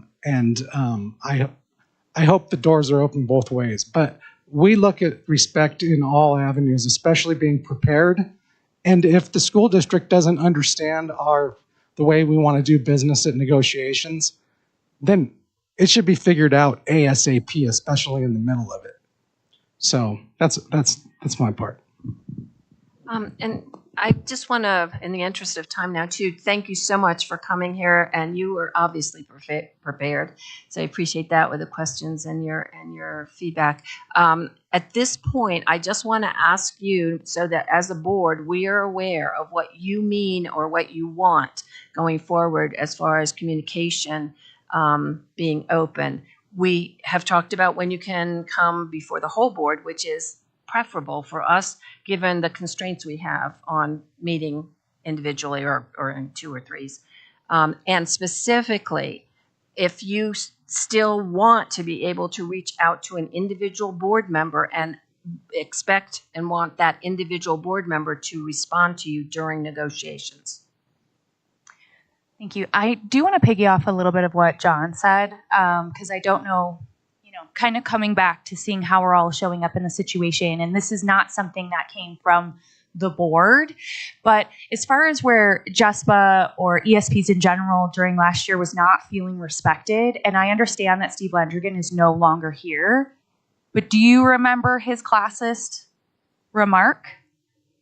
So there is a bit, I don't know if certain, we all have to go to trainings. We all have to understand, like, for us, for me specifically, it's learning how to de-escalate, right?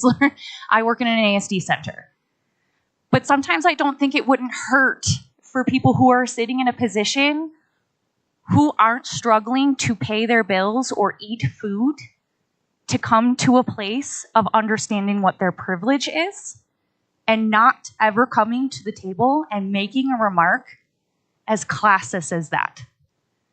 Saying that we were not educated was horribly offensive, considering there are many, many ESPs that are educated, including myself, not to mention the years of experience in that position that not other people have. Like, what we do is a different qualification than teachers, than what you do, and should never be treated as it is less than.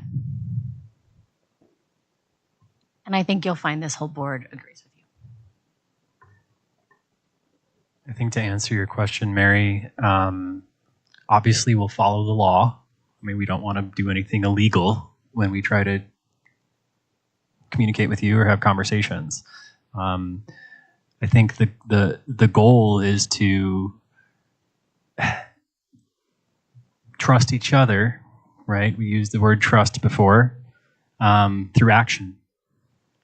I'm not here to trust anybody. I'm here to do the things that will support students and workers. So I think meeting each other in the middle and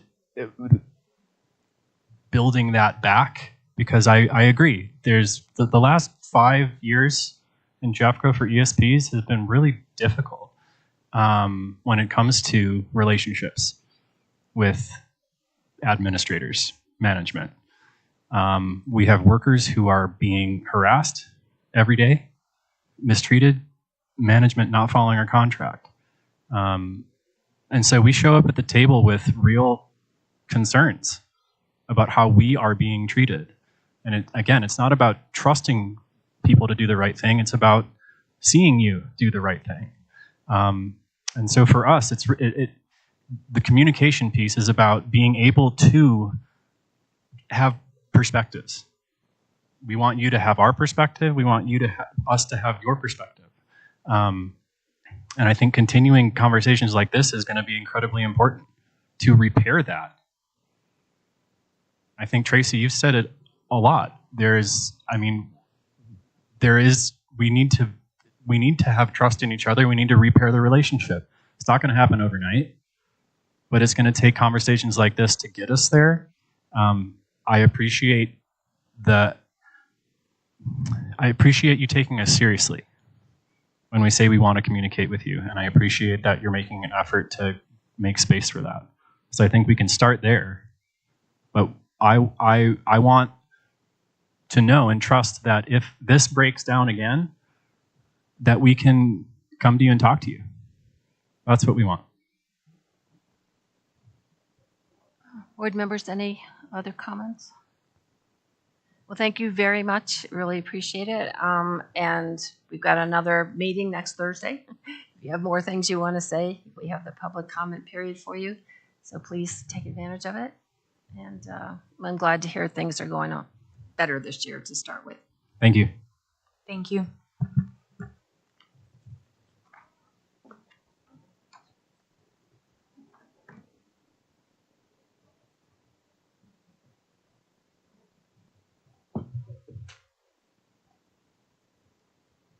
Okay, for our next topic this evening, the board will have the opportunity to discuss the proposed 2024 mill levy certification resolution pursuant to Colorado Revised Statute. We will then vote. The resolution for the certification of the mill levies and corresponding county documents were publicly posted for preview via board docs prior to today's meeting.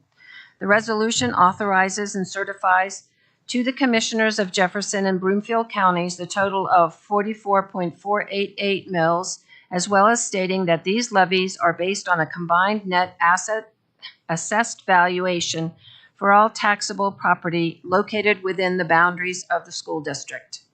Before I turn this over to Ms. Copeland to discuss it, is there anything you'd like to add, Superintendent Doran? I just want to highlight for the board and the listening public that this is an annual action that the board takes to study and certify our mills. It's timely and allows us to make sure that we're working efficiently and effectively with the county as a taxing authority. So, Ms. Copeland. Great. Good evening, board members. Thanks so much for having Mr. Sammons and I. This year, we're doing a little bit more of an informational presentation, in part because we want to make sure there's clear accountability to some of the actions that the legislature took to ensure property tax relief for our citizens and businesses. And so that's part of the reason we're going to walk through a few computations in this presentation. So this will be informational. We do need you to vote this evening to certify these mills. The rationale is, of course, we have a statutory deadline of December 15th, and your regular meeting next week occurs after that, and so that's why we're doing it during study. Once we get these certified, we have to send them to 3 different groups: the Jefferson County Assessor, the City and County of Broomfield Assessor, and the Colorado Department of Education. And technically speaking, it's also to the county commissioners and the city council, but it's really to the assessor. And the key thing being these tax assessors are the folks who collect, not just on our behalf. We are a taxing authority. But for example, if I'm not mistaken, Jefferson County collects on behalf of over 100 taxing authorities within the county. And so it's complicated. And so they need all of us to get our stuff in on time so that they can get these things published for folks to know what taxes they're going to owe in the coming year. Final point is just, as we think about our mill levies in Jefferson County Public Schools, and you'll hear from Brian, who's going to provide some detail, we've actually been lowering the number of mills for our overrides over time. And so when they were passed by voters, it took more mills, and we'll say what a mill is in just a minute, to collect a certain amount of money than it does today. So one way in which Jefferson County taxpayers have experienced tax relief is the fact that we've been actually lowering our mills every year to collect a set dollar amount. And that is a dynamic that is very predictable for voters in terms of what they're going to pay, essentially the same thing every single year, regardless of the value of their home for that portion of our overrides. But it is a little bit of a constraint on the district in terms of trying to meet and face inflation that's very real for all of us, and appropriate and very important for us to keep compensation pacing with inflation to ensure our employees can buy groceries, all these types of things.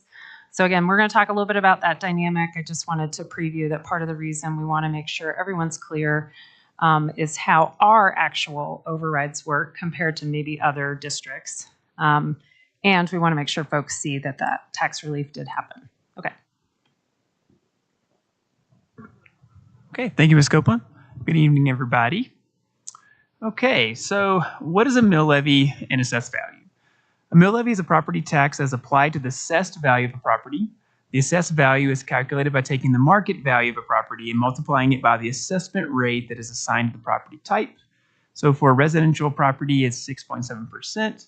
For the 2024 property taxes paid in calendar year 2025. So they assess your value of your home for last calendar year, and you pay it on the next calendar year's property taxes.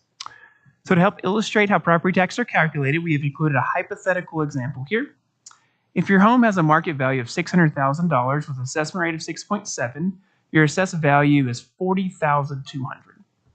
If the mill levy rate for your property area is set at 25 mills with an assessed value of $40,200, the annual property tax would be $1,005 in the calendar year 2025.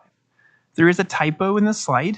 If you can see, we have $40,590. We will correct that to $40,200, but I just want to make sure that we mention that here. And sorry, here I am bugging already. And just to be clear, SB 22-238 and SB 23B, which was the special session 001, specifically lowered that residential property assessment rate. So effectively the discount that's applied to market value to actually get to assessed value. So we want to make sure folks know that's reflected in that 6.7 number. Thank you.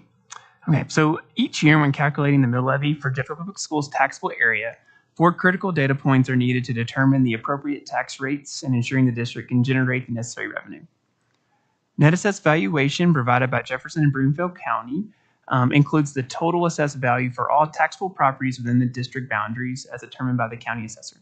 The assessed valuations reflect the value placed on residential, commercial, and other properties within the district, and it serves as the basis for calculating property taxes. Local contribution to the School Finance Act, which is defined by law, requires local contribution to the School Finance Act, which helps fund public education. This local contribution is set at a fixed rate, currently 27 mills. The annual inflation is needed in order to compute the 2018 mill levy override amount. And each year, the district must evaluate the bond redemption fund to determine the required debt service payments for the calendar year. This involves calculating the amount of money needed to meet both the principal and interest obligations for the bonds issued.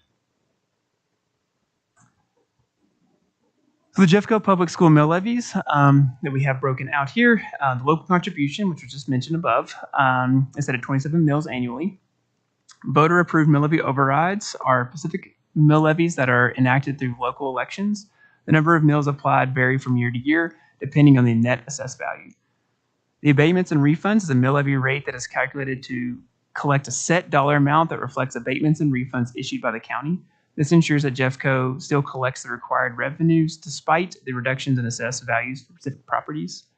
And then the voter-approved bond redemption levies are used to fund the district long-term debt obligations, including the repayments of bonds issued for school constructions or renovation projects. The number of mills applied to these mill levies can vary each year, but we have held it flat for the last few years.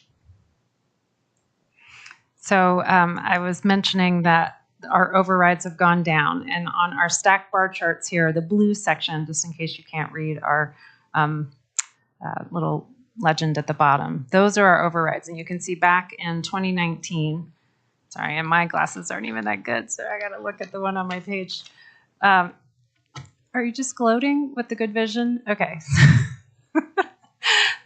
15.49, and then for 2024, it's 11.31.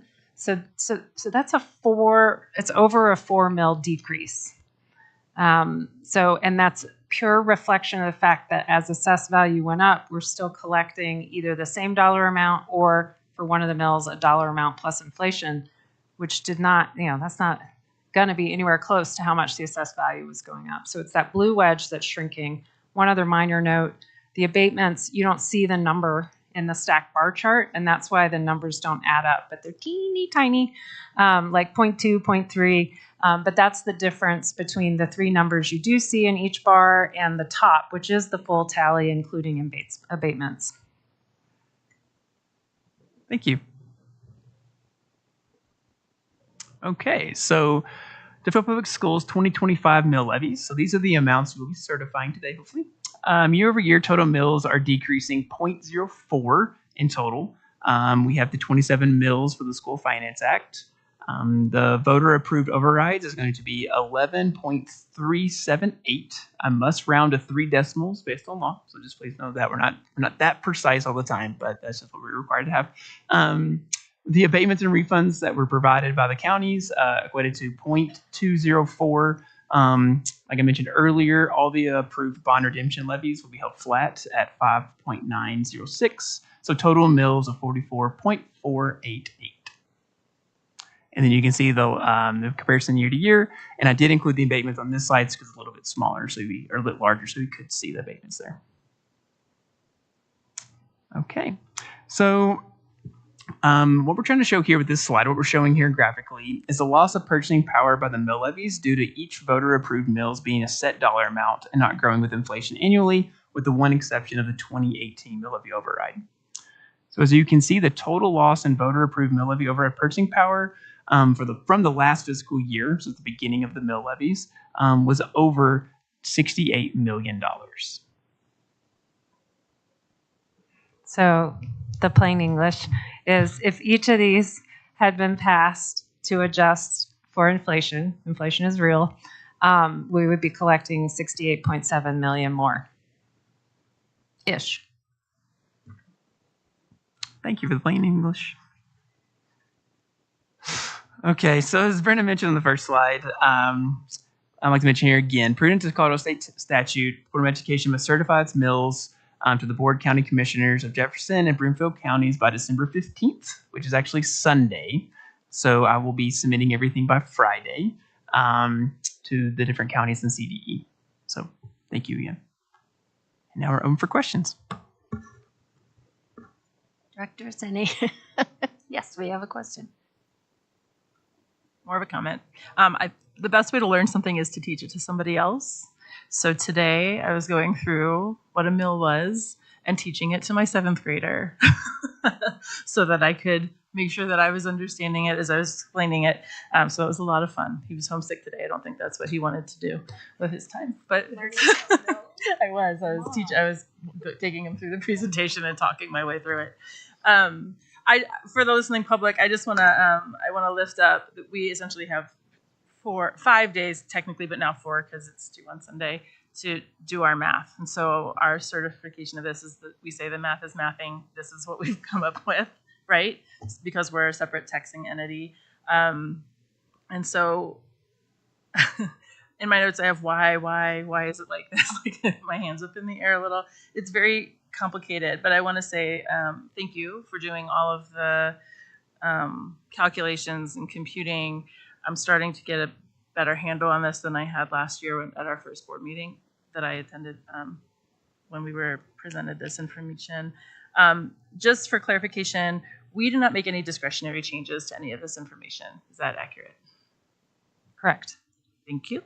And I don't think I have any other questions. I just wanted to clarify that is a quick turnaround, but that we do the calculations separately because we're a taxing entity. So we're as a board verifying that and then giving it back to Jefferson County, and they will continue to use that information then to collect. Is that accurate? Yeah, so we play a role. Our role is the computation. So they give us the assessed value. It's our role to keep track of what have voters approved and how do we compute the mills to do what voters have approved. The good news is there's lots of people checking our work, including us and a whole bunch of other people. And then we send this to CDE, and they're always kind of looking at it. And the counties everybody pays attention. And we do still have a responsibility as the school district to do the computations. So they aren't going to do it for us. That's what I understood. So thank you for verifying that.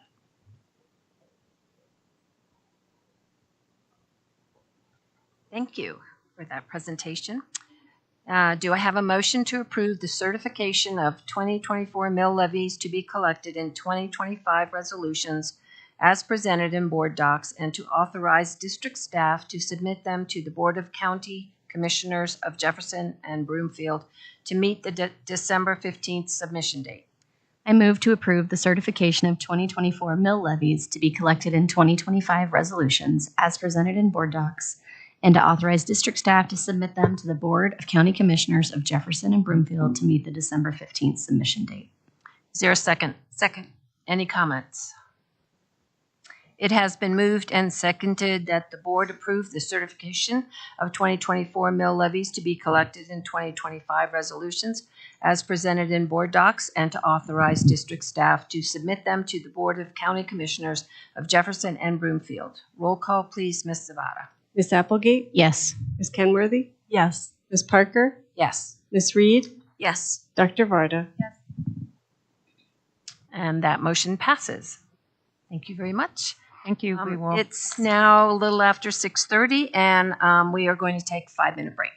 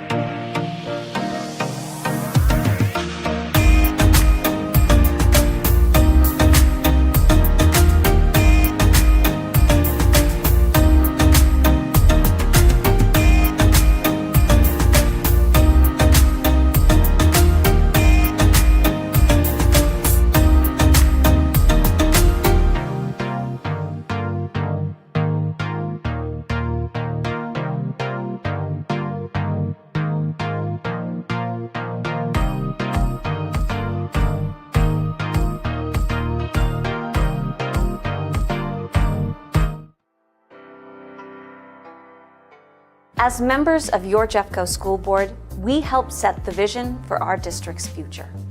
We work closely with Superintendent Dorland and her staff to ensure that our goals align with our community values and the needs of our students. Whether it's improving academic achievement or enhancing school safety, we're committed to Jeffco's mission of providing a world-class education that prepares all Jeffco students for bright and successful futures as local and global citizens.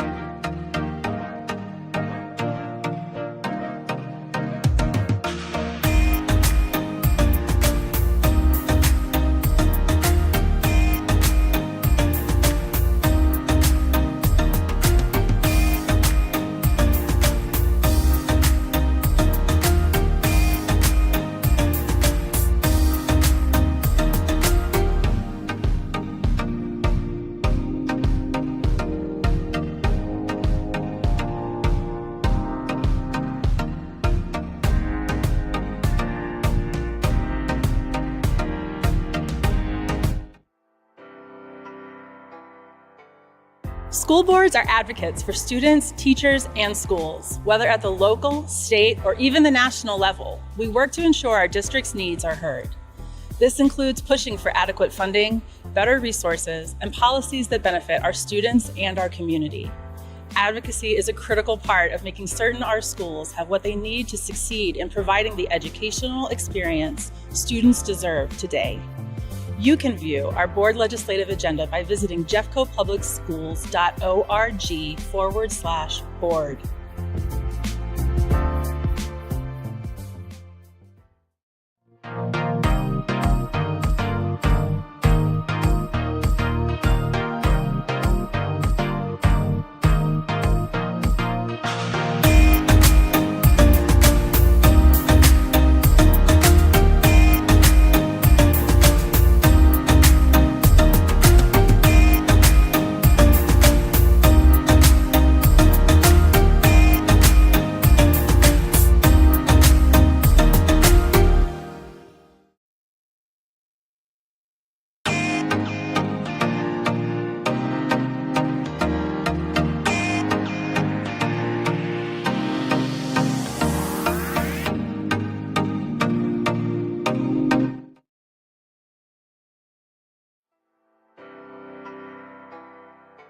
One of the key responsibilities of the Board of Education is policymaking.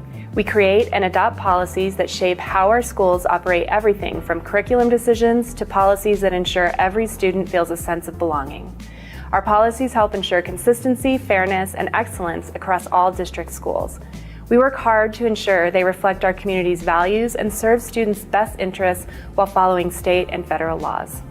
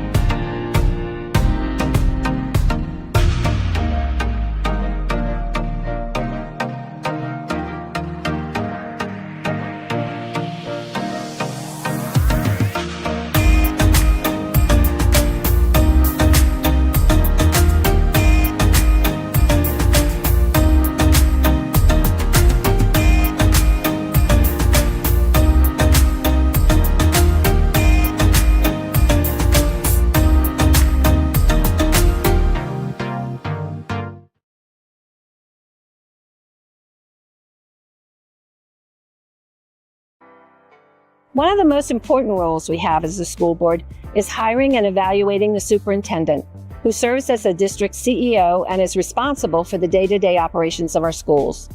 We provide the support and guidance they need to effectively lead and evaluate their performance to ensure progress towards our educational goals.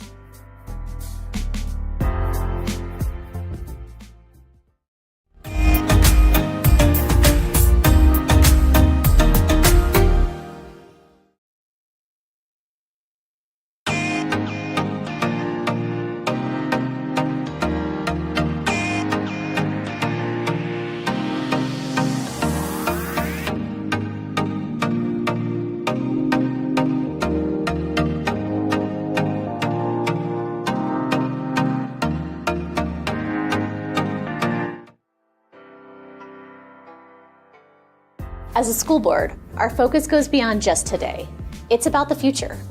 We are committed to the long-term planning that ensures the district's continued success. A thriving district where all students can achieve their biggest dreams. From updating facilities to integrating new technology, we consider how today's decisions will impact students in the years to come. Our focus is on sustainability, innovation, and growth for the future of education in our community.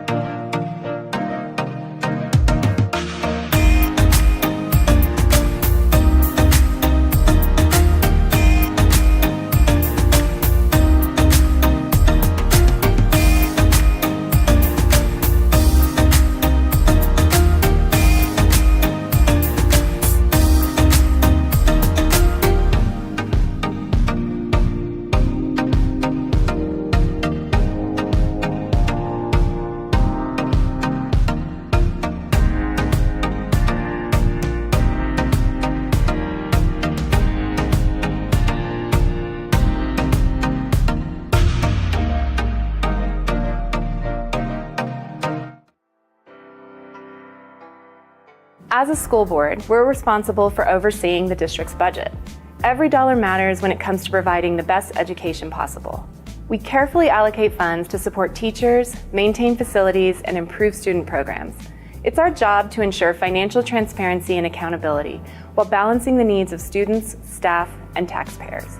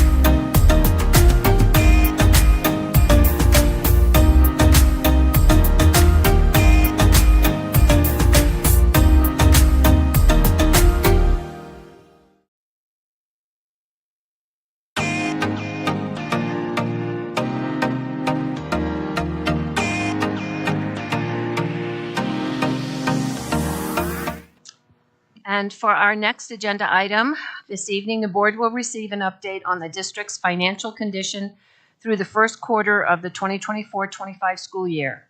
For a listening public, consistent with statutory requirements, the district prepares and publishes quarterly financial reports that are interim and unaudited.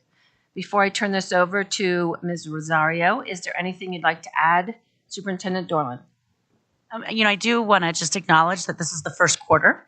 And so it's looking backwards even to numbers that we're looking at today, because it ended right at the first quarter and we're now into the second quarter in a healthy way. And so, but it is, just an early report about how things are going and where the expenditures are landing early on in our fiscal year. So looking forward, I just want to caveat that sometimes people can see these quarterly reports and think, you times that by 4 and that's what it's going to look like. It's not that simple. So I want to reiterate that for our listening public. And at the same time, I think it is important for us to report out on a regular basis, and I'm glad we do that. And thank you to Ms. Rosario and Ms. Copeland for doing that work for us and presenting to the board tonight.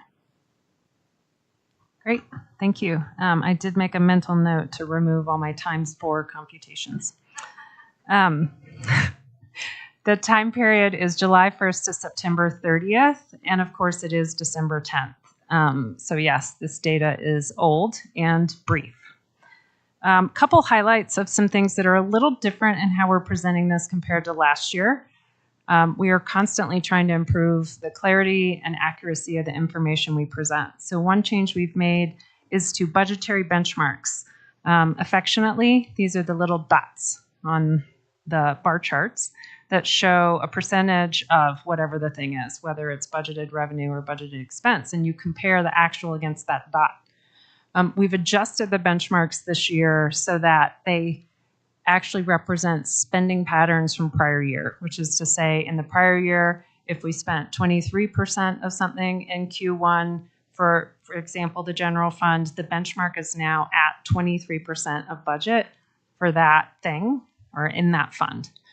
We think this will help us when we're talking about is something on track. That little dot now is a little closer to what actually is on track. We've also removed it for revenue.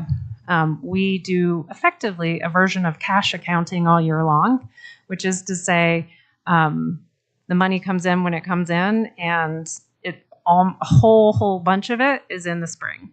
And so it's just not relevant, honestly, to try and estimate what percentage should we be at, because also the school finance formula is changing and who pays what is changing and how much the state pays in certain periods is changing. So we've removed many of the revenue benchmarks because it's not a relevant metric. We can go back if folks are like, this doesn't make sense. We can change that back. You let me know. Year-over-year comparisons.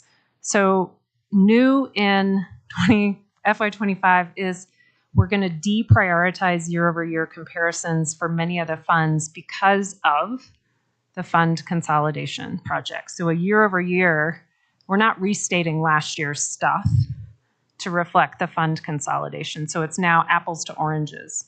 So there'll be several places in this deck and throughout the year where we're saying, don't spend as much time on current year actuals versus prior year actuals because it's apples to oranges. So I just want to flag that up front. And then I do want to remind folks, of all the financial tools at your disposal to monitor the financial health of the district, these quarterly reports are backward looking and they're actuals only. We're not giving you a forecast. I come back with my budget director and generally give you some version of a forecast when we talk about budget. But tonight, don't try and do multiplication in your head to create your own forecast. This is not a forecast. You may see something here that seems one way, and then when my budget director and I come back in January and say, we are now trending in the following pattern, and that seems a little different than Q1. Yep, it's going to seem a little different than Q1. This is not a forecast. So I just want to make that really, really clear. For the public, a couple of reminders. These are duplicate slides, so I'm going to not even go over each one. What is fund consolidation? It is this: transportation, technology, and a portion of childcare representing UPK all went into the general fund. We presented this budget, the budget and the slide, back in September, showing that the net impact to revenue in the general fund was plus 26, meaning we're restating the same revenue, but now consolidated generated a plus 26 for the year expectation in the general fund. Similarly, we presented this slide, which said moving all these expenses in, which is restating the same activity, but now in one place, added a plus 26 to the general fund expense expectation for the year. As you'll remember, the amended budget did not change our forecast or our set of planned activities. It just restated it. And so tonight, when you're looking at budget columns and so forth and so on, it will be the amended budget. And with that, I'm going to pass it over to my colleague. Thank you. Okay, so starting with the general fund, looking at our actual revenue for the first quarter ending September 30th, we are on track with the amended budget based on what Brenna just outlined with where were we last year as a percent of total compared to where we are this year. The revenue represents an increase in our per pupil revenue, lessening enrollment decreases as expected. Additionally, state equalization share payments are now received by the district over 9 months. Prior to this year, it was received over 12 months. This is a benefit to the districts to help with our cash flow. So that also is a difference from looking at prior year. Additionally, we received some exceptional childhood revenue or child revenue that is higher than it was in previous year by $3 million. So that's the summary of the revenue. The actual expenses on track again with amended budget. The expense is higher than prior year and as planned and budgeted for. So it's going to include our increases to salary and benefits and any CPI increases that we included within the budget. Capital Reserve Fund, the revenue is on track with budget. The primary source of funding for this fund is transfer from the general fund of $30 million for the year. Actual expense is also on track. Actual expense this year includes the following. It has annual capital maintenance expenses. It has one-time spending expenses related to our special projects, including Fletcher Miller, our Vada Aquatic Center, and our upcoming ERP project. And just as a reminder, we're seeing an increase in this expense activity within the Capital Reserve Fund because now we are winding down the 2018 CIP spending. So we're not using bond funds any longer for capital expenditures. We're now using this fund. So that's why that is budgeted higher and expected to be higher this year compared to any prior activities. Grants Fund. Grants Fund is the revenue is on track with our budget. We always budget slightly higher than all the grants we have at that time, just because we also want to accommodate if we have additional grants that we are awarded throughout the year. But the overall revenue and expense within the grant fund is less than prior years, and this is due to the finalization and spend out of all of the ESSER funds. So we will see that the revenue, expense, and grant funds is less than prior years. Our actual expense is on track. Our grant spending typically accelerates over the course of the year, so this is just getting winding up for the year as we end first quarter on September 30th.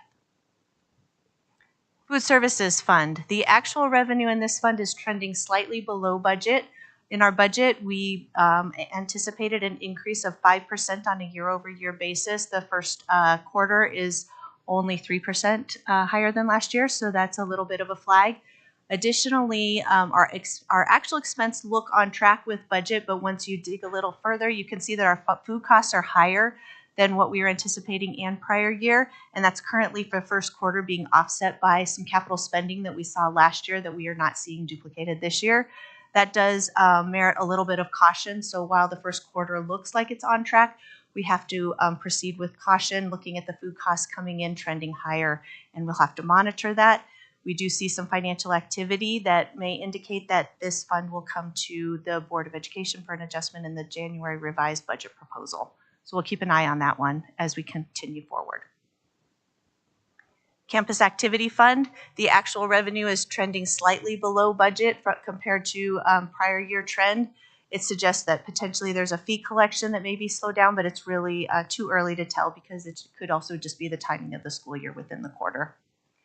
The actual expense is on track with budget and in very similar in alignment with prior year.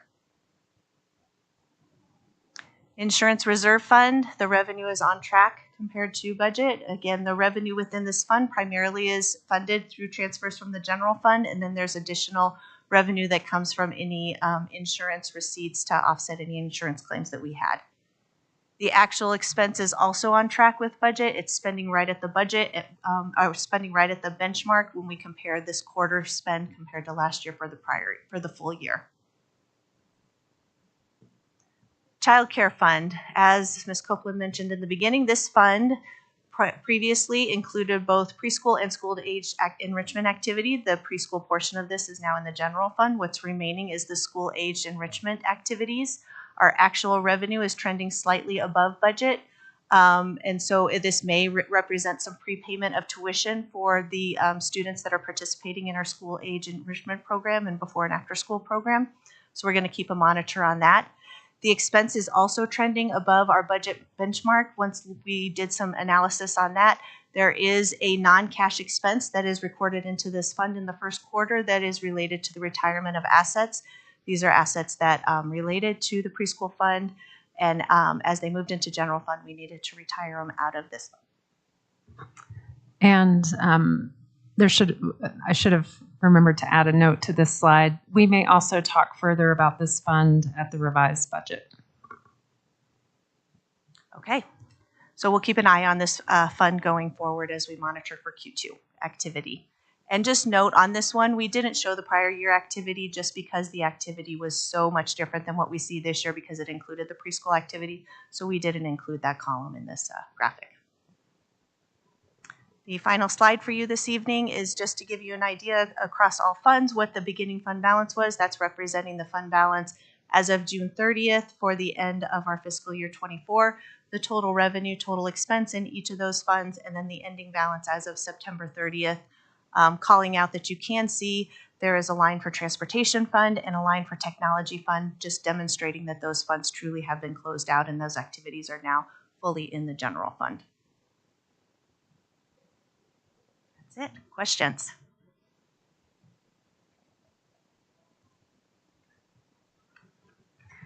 Thank you for this. It is really helpful to just get the re-reference and really ground ourselves in where we are. Some of these are refreshing the dust in my brain, so forgive me. I've probably asked these of you before. The exceptional child revenue on slide 6, is that a state program? It is a category. It is part of a categorical that we receive from the state. Yes. Okay. I know that ESSER's funding is rolling off. We've had a lot of discussions about that. Is there any effort to increase, and maybe this is a Superintendent Darling question, are we putting any additional effort towards grants to replace any of that funding? I mean, I think last year when we sunsetted this fall, but last year when we were budgeting for this year, we strategically looked at, and if we look back at some of the budget presentations that you received last year, you can see some of where we made decisions to continue investment in areas where we felt we were having an impact. So, and saw evidence of impact. Number one, as an example, the increase in daily sub rates was something that we had been funding with ESSER funds. We knew that we didn't want that to drop back down once the ESSER funds were gone, so we shifted the funding source for that effort into the general fund. Some other categories were like that, where we were doing some things and we felt strongly that we needed to keep doing those things. Some of them were tools and resources that students can use online to support getting to grade level in reading and math, and those kinds of things. I don't think we feel like we've given up anything that we thought was impactful that we haven't already started funding. With that being said, we are definitely looking for grants to do other work that maybe wasn't necessarily ESSER funded, that we aren't currently doing, or that we want to shift to a grant fund to free up some general fund dollars. Great. And then in the child care, remind me, that does include the SAE program? Okay. And I think I've mentioned this to Mary and to Superintendent Dorland. If the board is agreeable, I would be fascinated to study that program at a later date, just to understand the ins and outs there. Yeah, that's a helpful reminder. Lisa's been keeping a list of things the board may be interested in learning more about, and so that'll be on our list. Thank you. Thank you. Can I just ask a quick clarifying question? Are you asking about that program from a program's perspective or from a financial, or both? Really from a financial perspective. And the impetus behind that is, it is, especially in the elementary and preschool levels, like ride or die. If you can get a kid, if your child can go to a school, is if there's care. And there are literally Facebook communities on where they can get into SAE programs, because parents will choice to those schools to get the after school care. And so it is very, very much a part of my daily life. And I know other board members experience that too. And so I'm just curious, again, whenever we can find the time, and if the board is interested, because obviously I can't dictate that, but how is it funded? How is it supporting itself? Is it, what are the financials around it? And I think I'm familiar with the programming, but more in that light. I'm just being informed through technological manner, reading of lips, that we do have this scheduled because it's been a request of multiple board members. I think we're all getting some feedback from families that they're worried about the processes and the availability. March. It's coming in March. which Fabulous. Thank you. March 5th, and you'll hear more about that when I do my preview of both consent agenda as well as upcoming agendas per President Parker's request this week. So more to come. Thank you. And per what I mentioned earlier, we will need to revisit SAE at the revised budget. In a nutshell, it's not paying for itself, and it's spending quite a bit. I'm not surprised to hear either of those things, and it is a critical resource for. Yeah, no, I know. That's why I'm asking to study it. I have two questions. The first one is on the food services fund. When you mentioned that the revenue, there was a planned 5% increase, but that hasn't come to be. On what basis were we planning an increase or expecting an increase? So I both honor the question, and I would point out in the 2 months since, revenue has now exceeded projection. So we're going to be telling you a slightly different story in January.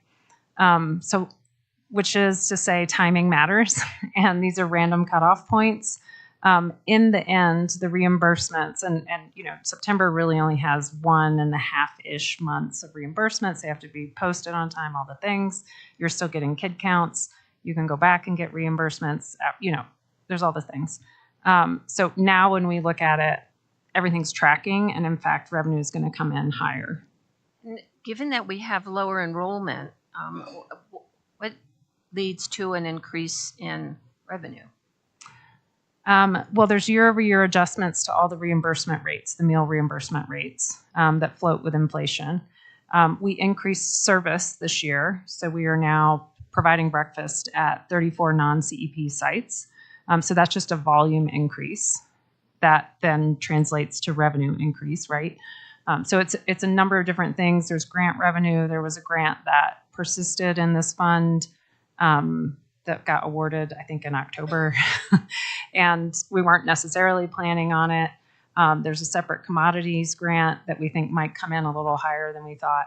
I happen to know all this detail because I met this morning on it, but quite a bit has happened since September 30th. Thanks. And then the last question I have is on the fund balance roll forward, the final slide for all funds. And I understand what you're showing us is what's happened, and it's not a budget, it's not a forecast. But under the general fund, the beginning fund balance 216, and then the ending 146. That's like when I see ending fund balance, I think end of the year, but it's really at that point in time. And so are there things that will replenish that fund balance over the next? Yep. And, this is both transparent, but maybe, and accurate, but maybe misleading, which is to say, revenue doesn't come in evenly. And so what will happen is we do think we're on track for our revenue projection. And once everything comes in and the expenses come in, the expenses are a little more even all year. Revenue is like low, low, low, low, high. And this is cash basis. We don't accrue revenue. And so that's what's happening. Thank you. Any other questions, members? No? Thank you very much. Appreciate it.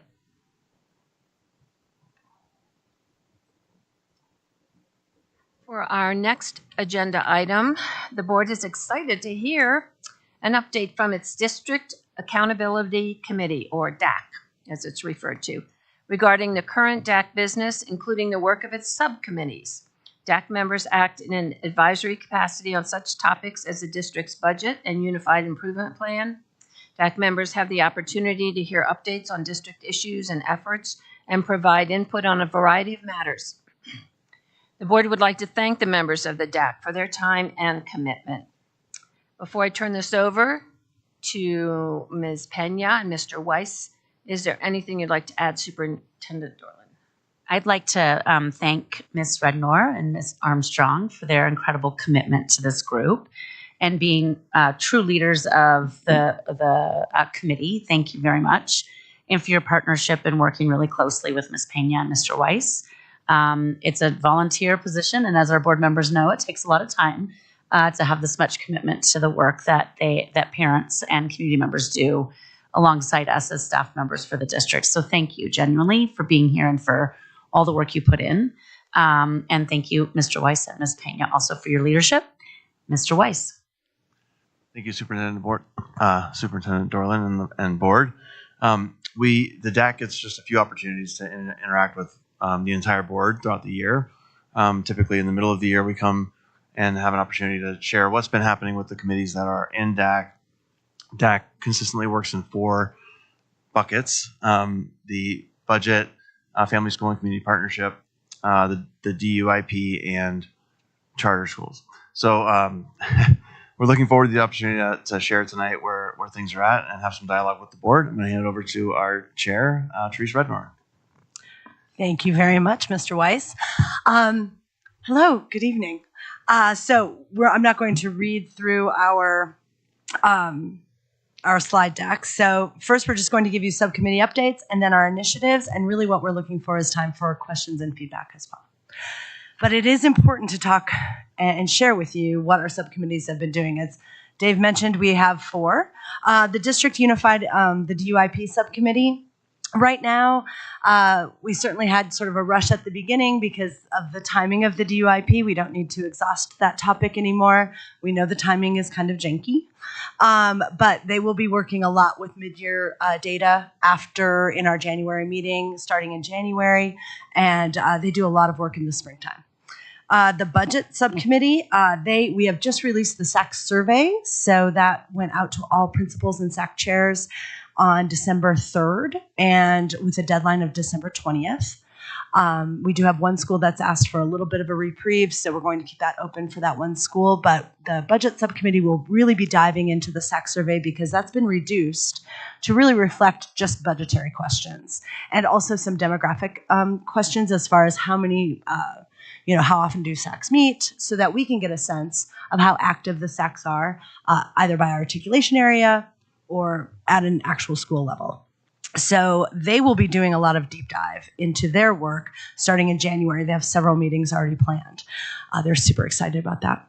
And they did have a question, though. Crystal Marine is our subcommittee chairperson. She was asking if there's anything, and maybe you could just make a note of this, if this board, if there's anything in particular that the board would like the budget subcommittee to dive into instead of just, or in addition to, the SAC survey work. For our charter subcommittee, no updates at this time. Jeff Baucom, our subcommittee chairperson, he is looking forward to engaging with the board in the spring to talk about specifically more conversations with the board about improving the DAC involvement for new and renewal applications. And our FSCP subcommittee, our chairperson is sitting here in the audience with us. Thank you, Evie Hudak. I hope I do you proud. I'm on this subcommittee. The FSCP subcommittee is a really busy committee in that the subcommittee plans all of the trainings that we do throughout the year. And I'm really proud of this because this is kind of a newer thing in the last few years. We do, once the new AARs are appointed in June, we do an AAR training, and then we do the full SAC kickoff, and then we also do a DAC retreat that the FSCP, along with all the members, returning members of DAC, the FSCP really takes a lead on doing all of that training. I think also a really interesting change that might be very interesting to you is how we've changed, the FSCP has changed how the AARs interact with their articulation areas. So in the past, the expectation was AARs would try and go to as many SAC meetings at all of their different schools as many times in a month, and that was just unwieldy. That just doesn't work, right? Nobody could do it. You felt like you're failing, which is not a good setup. So Evie, along with this FSC subcommittee, constructed a new expectation, which has proven to be so far, this first year, we think it's pretty effective. Every articulation area representative, AAR, will meet 3 times with their full articulation area. Principals are optional. They're welcome to attend. Shockingly, principals have a lot of meetings, so they don't have to attend. That's not mandatory. But the SAC chairs are attending. And so far, the feedback has been pretty robust. So everyone had meetings in September and October with their full articulation area. We're looking at mid-year meetings like in January, and then that will have end-of-the-year meetings. So the FSCP took a lead on constructing all of that. Also, between reviewing feedback from the SAC chats during the SAC kickoff, and then, of course, the FSCP is we have our liaison to the FSCP subcommittee is Jim McKenney from Ms. Pena's team.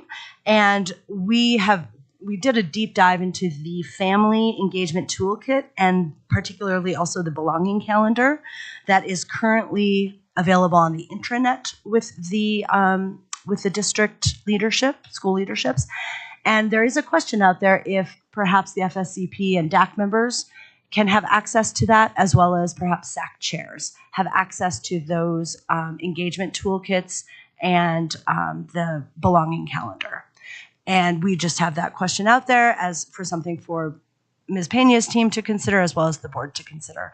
Understanding that I'm sure there are some security things and how do we get access to that, but that is a request.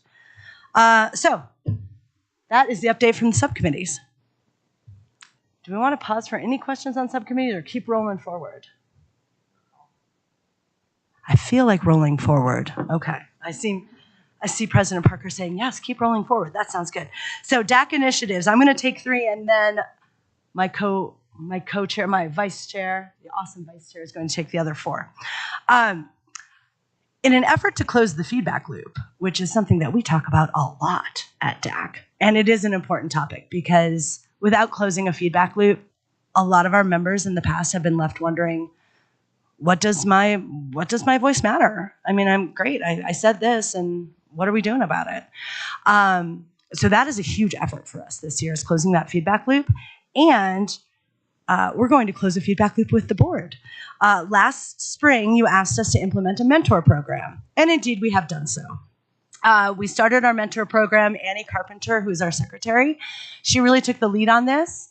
It is not a real formal mentor program like one might experience at a corporation that I experience on a daily basis.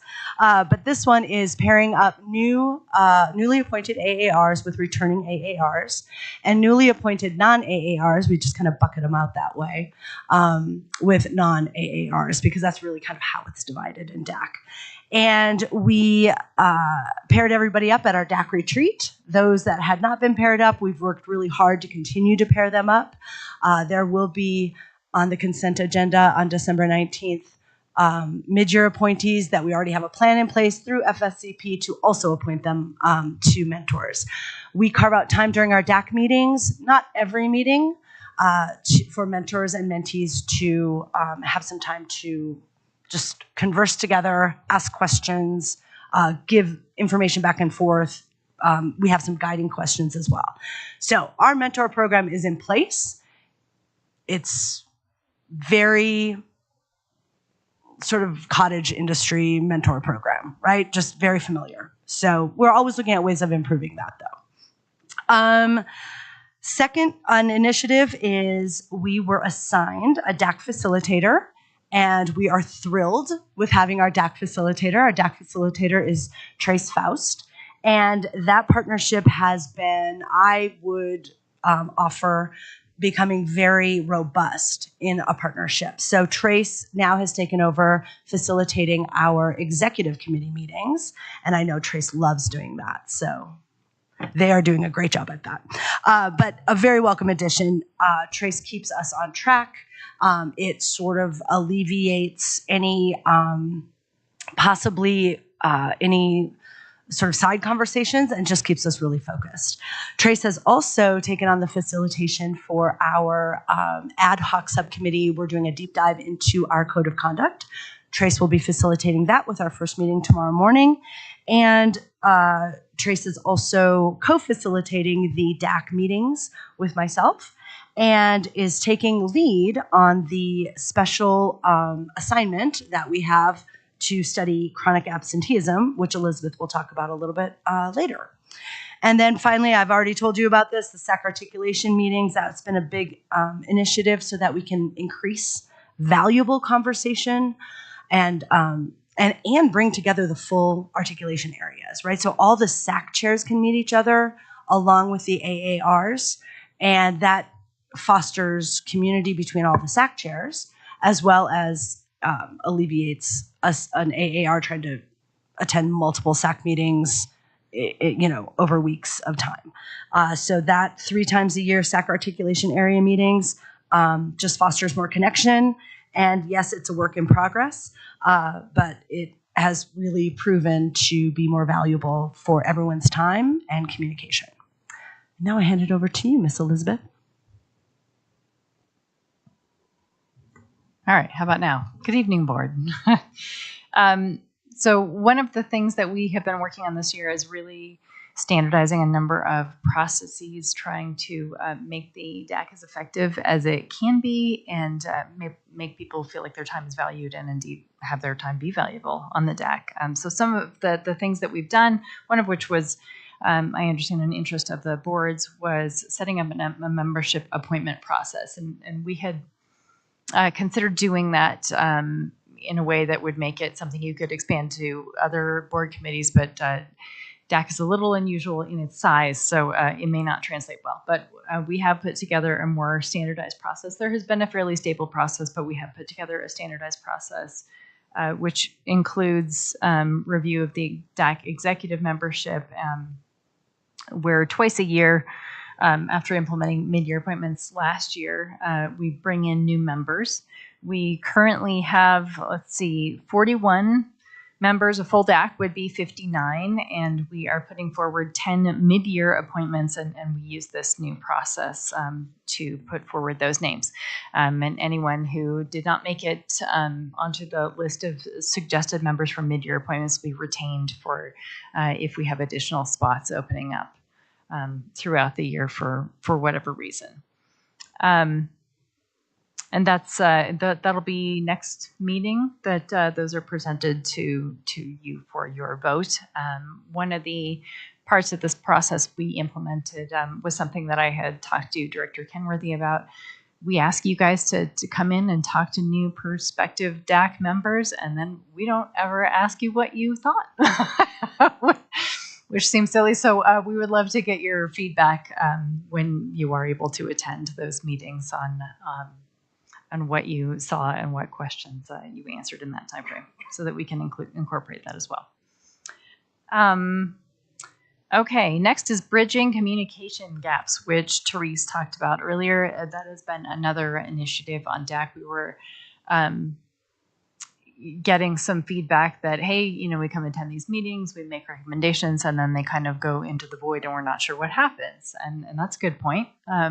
We want to make sure that we get back to that. So some of that is coming back to the DAC saying, hey, you voted on this recommendation, we made it to the board, and here's what the board did about it. Here's how that impacted the board. But we're also looking for communication from the board specifically, and Therese alluded to this with the budget subcommittee. Really all of our areas of influence are asking for, hey, is there something in particular that would be helpful for the district to know from our parents and community committee?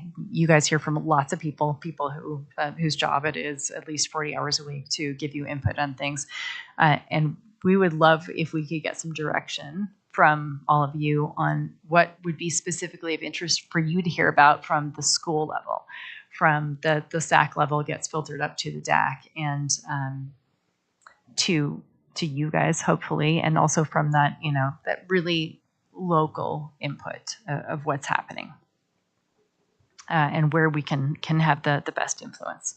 So that's part of both the gap and the loop back that we're asking for. We're also, as a DAC, trying to get better about putting out QR codes, asking for feedback on what people thought of presentations, what kind of impact they would like to have, what they, and if they feel like their input is being valued, and what types of engagement. And as a result of that, we, at the beginning of the year, came up with a year at a glance schedule of what we were going to do, what we were going to cover, made sure, went through all of the statutes related to DAC and made sure that we were covering everything that we were supposed to cover, that we had a plan to do so, and then identify with the DAC members how they could expect to engage with that, whether this was a listening session where they need to bring that information back to their SACs, or if it was something that they needed to be informed about so that they could vote later on an issue that was going to be brought before the DAC, so that we could bring that advice and recommendation to you. Let's see what else.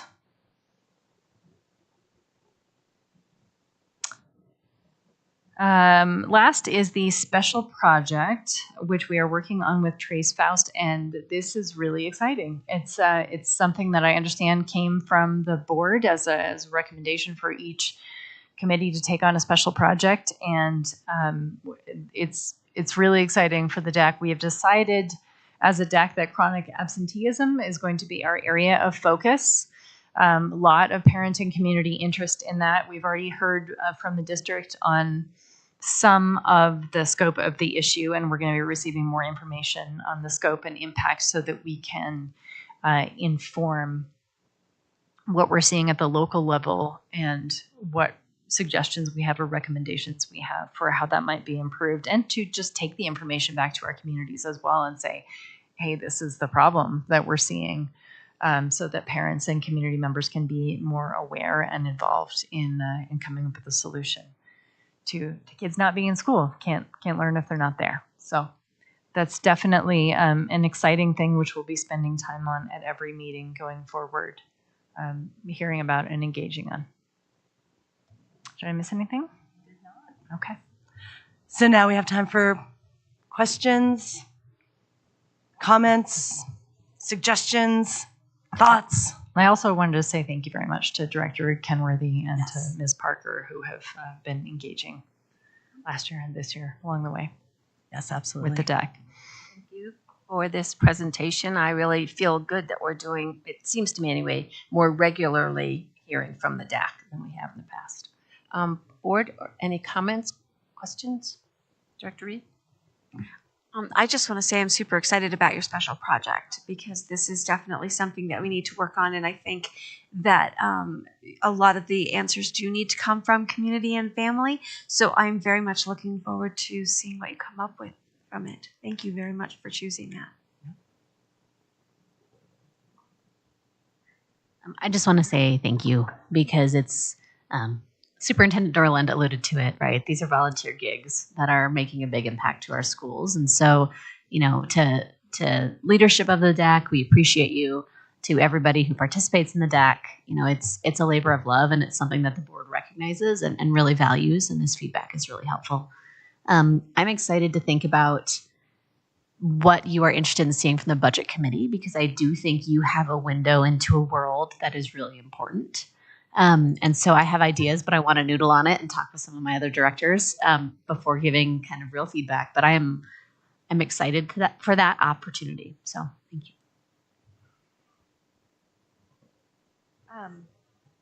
I'm not sure if this is what you're asking for, but we've been talking a lot about proposing a mill for 2026. And prior to this, we've had polling done that indicated that people in the community may not trust the district for how we to spend our money. So much so that discouraged us from doing a mill now. And to me, it seems like one of our most critical needs is to address that issue so that we can be successful for a mill in 2026. So I would ask the DAC to embrace that challenge, as I think we as the board are, and trying to understand that more and not shy away from it and say, if we actually want to be successful in a huge endeavor like that, we have to say out loud, people may not trust the district and how we spend our money, which is what we heard from polling, which I suppose, better than our opinion, I guess. So I would ask the DAC to think about that from either a budget perspective, in terms of how do we successfully get our community and our community leaders behind a mill, and alongside that, how do we address this issue so that they will vote for this because they do trust us to spend the money in ways that they believe in as well.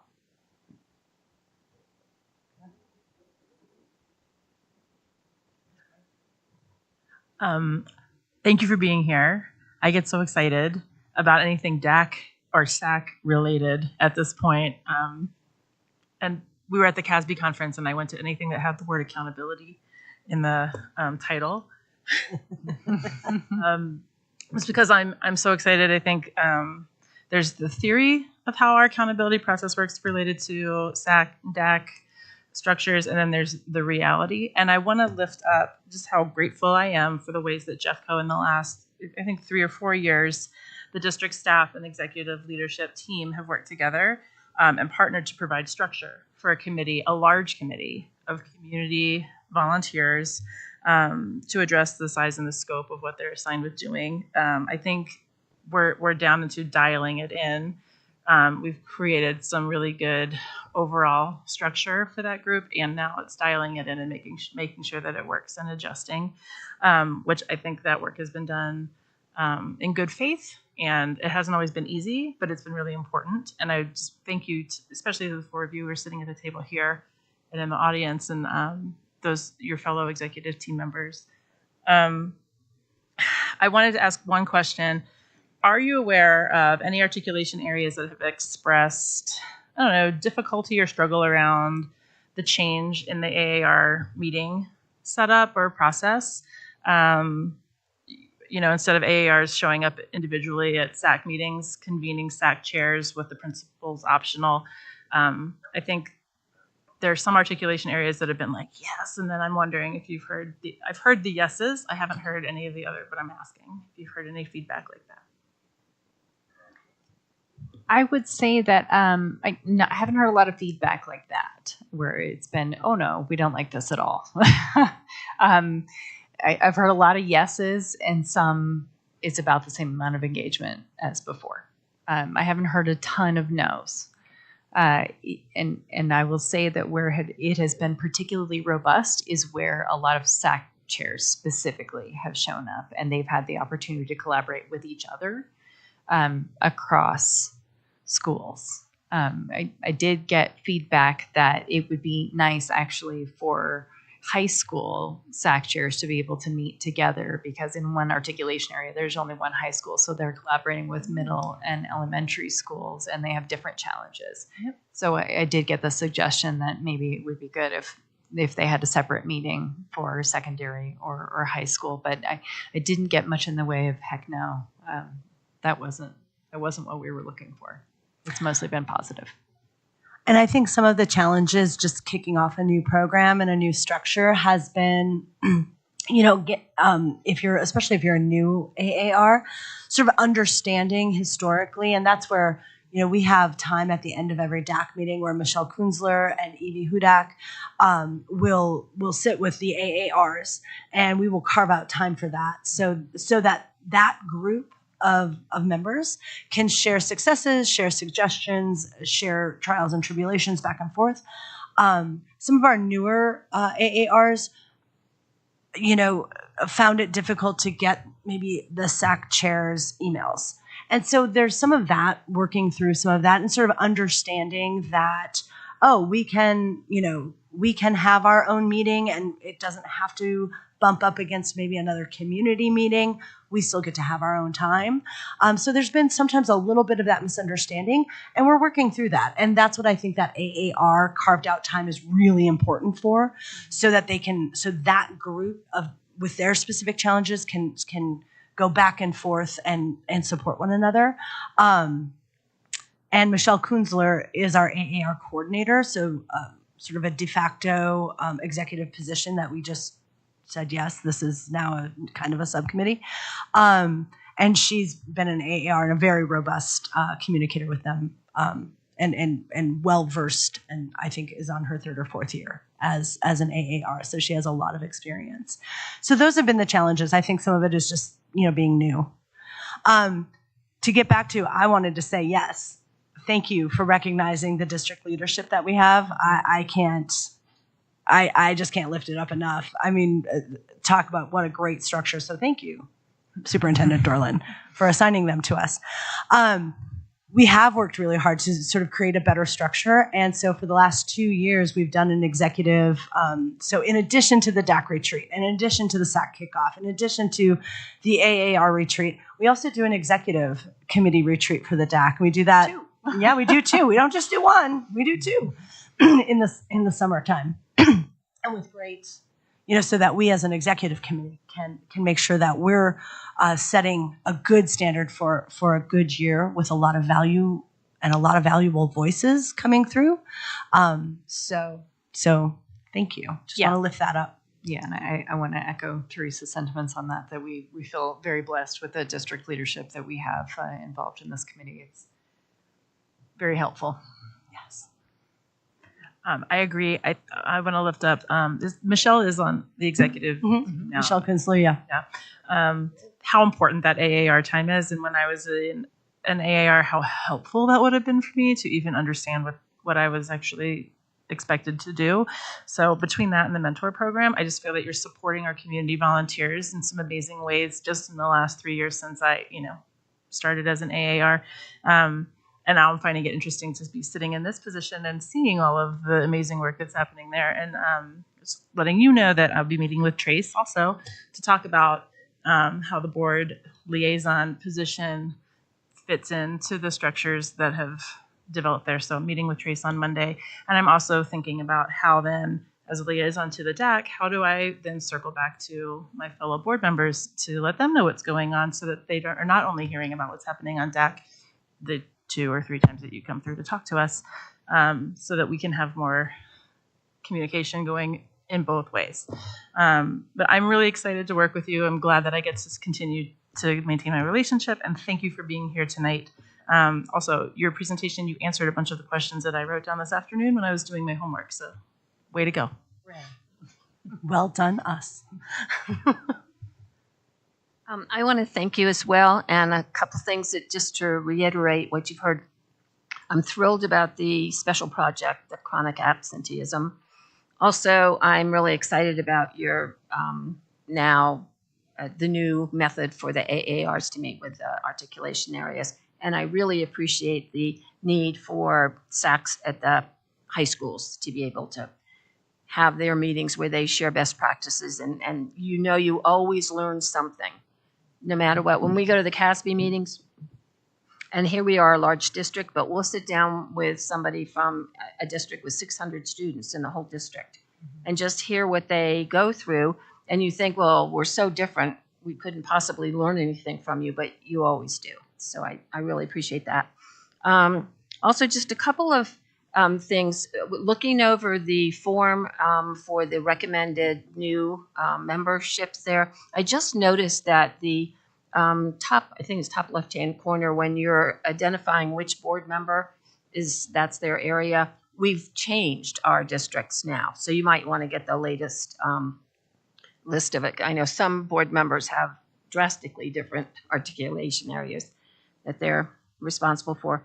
And then just the last thing I wanted to lift up too, we know the challenges of a very large district, but our challenges as board members in the large district goes down to the DAC committee from a very large district. Again, I've tried to ask the other board presidents when I meet with them, what does your DAC do for charter renewals? What do they do for this or for that? And it's obvious that their DACs are different. They're smaller. Makes it easier to get together. You don't have, so many people that you have to communicate with. But I just want to appreciate what you're doing even more, realizing that you are experiencing the same challenges that we do. So thank you very much for everything. Appreciate it. Thank you. Thank you. Okay. All right. Have a good evening. You Thanks. too. Thank you. All right, moving on for our next to last agenda item this evening. The board will study an informational update on healthy and equitable start and end times. As a reminder to our listening public, Jeffco Public Schools implemented an equitable and healthy start and end times district-wide for the 2023-24 school year, after 6 years of partnership with a group of families, staff, and community members. Before I turn this over to Dr. LeBlanc Esparza, is there anything you'd like to say, Superintendent Dorland? I just want to, speaking of communication loops, thank you for that term to our DAC members. We promised when we first implemented start and end times that we would continue to take a look in particular at some of the middle schools that have a 15-minute more longer day given the transportation, mostly the transportation challenges that were presented in some of our areas. And so in honor of that promise, we've done that. Dr. Kim and Ms. Takar have led the way with a committee of teachers to look at this work. Mr. Gatlin has come side by side with them related to the transportation and operations component of that. I'm really appreciative of the thoughtful and intentional sort of analysis that they've done, in addition to just the commitment to the teachers who we promised this to. And then we also promised you as our board that we would share this information with you once the time was right. So the time is now. And with that, I'm handing it over to Dr. Kim. Thank you, Superintendent Dorland. Thank you, President Parker and board members for having us. I know, great surprise that I'm coming to you with some data around healthy and equitable start times. But I'm really proud of the work that we've done. I want to say thank you to Claire Takar and to Jeff Gatlin for being my partners in this, because it did take all three of us looking at different lenses. I'll start with our charge, and our charge was district leaders, representatives from transportation, and middle school stakeholders, including educators, were to meet to address concerns with middle school start times and the variability in student contact time. And during the JCEA 23-24 negotiation session, this was a particular conversation that we had that was of interest to their members. So the work group committed to engaging with folks, having conversation, listening to those concerns, asking questions to get clarity, and then coming back with recommendations to the superintendent and the board in December of 2024. So that's why we're here this evening. I'll point out, just a reminder, I know you all, many of you have been along this ride. In fact, I think probably all of you, as we look at when we launched healthy and equitable start times in the 23-24 school year. This change was grounded in 6 years of partnerships with families, staff, and community members. It really was to align to brain research around how do adolescent brains work, when do they learn best, and then a desire to create some equity among our instructional time. If you remember, we definitely had variability in the length of school day for our elementary, middle, and high school students. So as we go through that, as we look at the timeline, we want to review the findings from the district's exploration, and then share recommendations and next steps. I'm going to particularly point out, Director Reed, you talked about bringing out your notebook and looking at your notes. In fact, as a part of our meeting, when we reported back out to the stakeholders, we went through and read back. These are the concerns that you shared with us to make sure that we were capturing all of what people felt like was either a pain point or a success from our healthy and equitable start times work that we did. And so we'll share the recommendations and then next steps.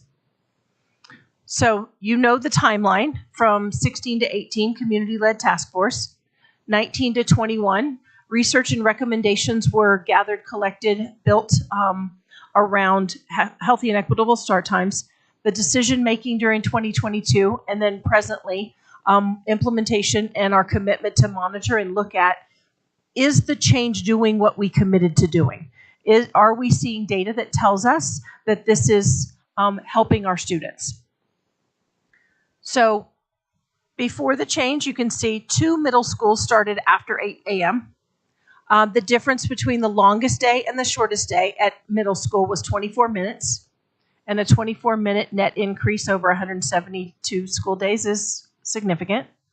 9 distinct day lengths ranging from 6 hours and 40 minutes to 7 hours and 4 minutes. So after the change, all of our middle schools are starting after 8 a.m. The difference between the longest day and the shortest day is 15 minutes, and we have 2 day lengths when we look at our middle schools.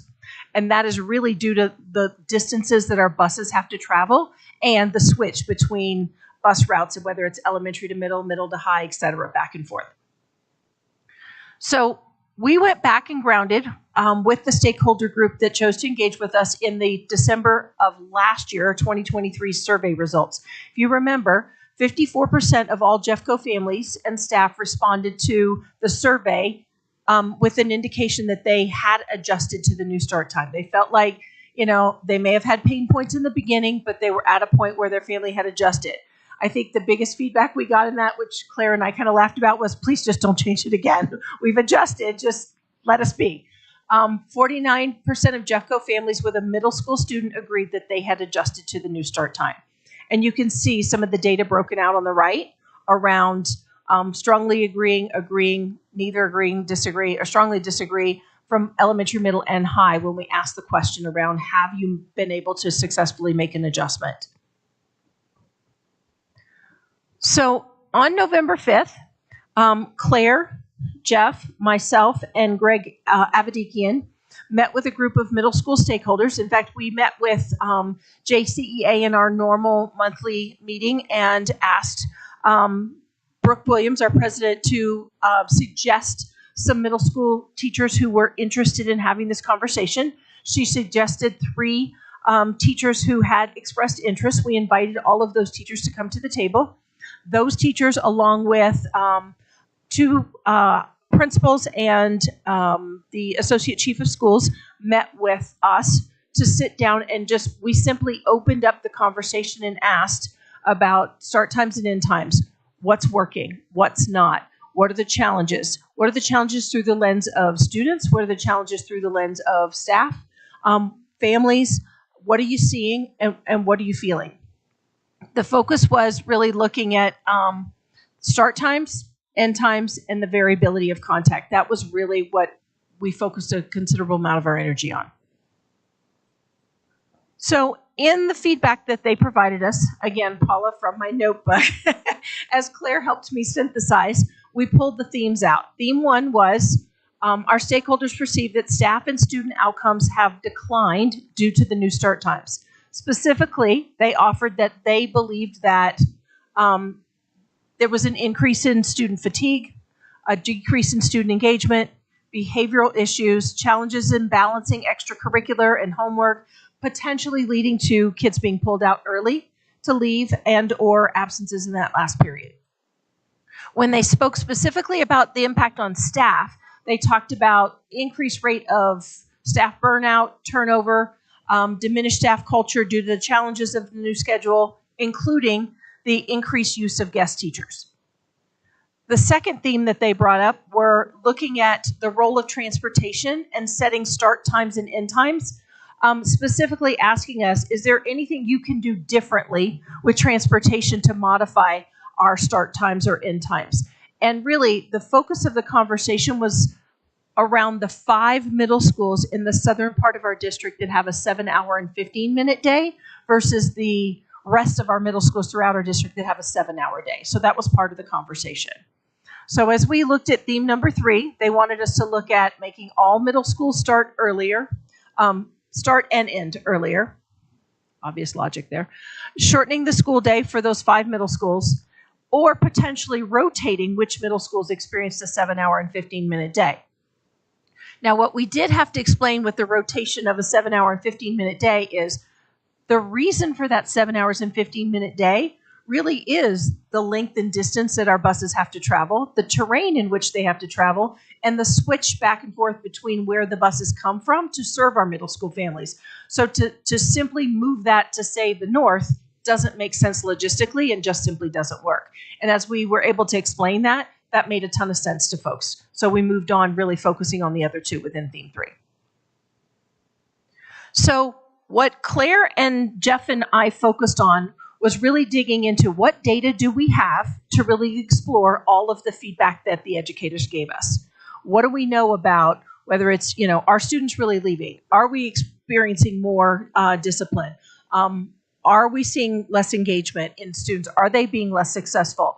Are we seeing higher absentee rates in our educators? So we looked at survey data, we looked at discipline data, we looked at guest teacher requests, we looked at early release and tardies, bus route data. We looked at as many different data points as we could identify tied to the feedback that we got. In looking at all of that, we put together a presentation to share with that group early in December, right after Thanksgiving break. We've gone through the conversation with those folks to share the data that we're sharing with you this evening. So to start with, student fatigue. Are our students more tired? Are they getting the sleep that was part of the hope and the goal in looking at the start times for our secondary students? In fact, 60% of middle school students are reporting in the Healthy Kids Colorado survey receiving 8 hours or more of sleep. Now, I'll point out there's only one bar there, and the reason is Healthy Kids Colorado data that we had on our middle school students, we didn't have it in those previous 2 years. We didn't have that particular data for middle school. We did for high school. So you can see 19, 21, and 23, we did not have data for middle school in 19 or 21. But in 23, you can see that 60%. You can also see what our high school students reported. And in fact, the third year there, the orange bar, is after the start time change. So there is an increase there in the number of students who are reporting that they are sleeping 8 hours or more. So then we looked at the 5 schools that specifically asked us to dig into their data, the ones that are operating on a 7-hour, 15-minute student day. And in fact, those schools are Carmody, Deer Creek, Falcon Bluffs, Ken Carroll, and Summit Ridge. And so as we look at student engagement data, we specifically looked at those 5 schools. The majority of topics that students were asked to respond to and respond either favorably or negatively, the majority improved for Carmody, for Deer Creek, all areas improvement in Falcon Bluffs. 3 topics, no change, 2 topics improved, and 2 topics declined for Ken Carroll, and all topics declined for Summit Ridge. Student engagement, for when we talk about Panorama, as our students report being engaged, either higher engagement, lower engagement, do you see relevance, do you have a connection, positive connection with your teacher, all of these student engagement factors that you would pull out of Panorama, and I'm going to show you what those are in just a second. Yeah, absolutely. Why are you tying that to start times? Because the feedback that we got from the teachers were that students were less engaged, less interested in their classes, having the longer day, and the longer day was not benefiting students. So we pulled that data to find out, did we see a change after we lengthened the day to 7 hours and 15 minutes in those 5 schools? So maybe correlated, but not. No, and thank you for pointing that out. That was one of the things I was going to say a minute ago. While this data is going to tell us what is current reality today, what was reality prior to the start time change, the data tells us what the reality is. It does not tell us it's because of start times, because there are many things that happen. Schools may have worked on climate and culture. Schools may have implemented new programs. Schools may have, there are a number of different things that could happen. However, the data at the points in time at which we did have different start and end times to now when we do have them, we're looking at, does the data tell us that we're seeing a connection there? Does that make sense? Well, and I think, I think, Danielle, if you look on slide 8, part of what was driving the data was the worries and claims that the teachers were sharing with us. I'm not asking about that. I'm saying, like, when you present data, like, that this is the outcome, usually what you're trying to say is that the input, the independent variable rate affected that. Yeah. We can't say that here. We can't say that start times affected engagement. We're just saying the data show that engagement changed. But like you said, it could have nothing to do with start times. It could have nothing to do with start times. But to say it went down, it has not indeed gone down. It has indeed in many areas that I'll show you tonight, it has gone up. Now, I can't say it went up because of start times, but it has indeed gone up.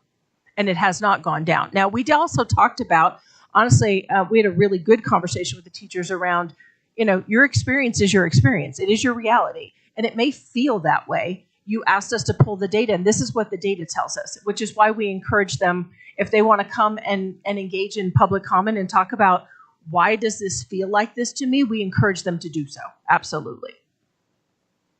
So I'll keep going and looking at some of the impacts on students. When we look at student discipline, between the 22-23, which is the pre-start time change, to 23-24, in those school years, there was a 5% decrease in the number of incidences and suspensions at middle school specifically. That trend is also present within those 5 middle schools that we talked about with the 7-hour and 15-minute day. Again, not talking causality, but I am talking about what the data truly is. For a myriad of reasons one would expect, thus the reason why causality of any kind measuring in education is really challenging because there's lots of different factors, as you know. So as we look at student attendance, we looked at that as well. This was probably one of the most challenging polls you can imagine, as we looked at not only attendance in first period, tardies in first period, attendance in last period, leaving early in last period. There's a lot of noise in the data specifically toward the end of the day at the high school level because so many students are involved in activities and athletics. But we have an amazing research team that pulled all the data for us to help us make sense of it.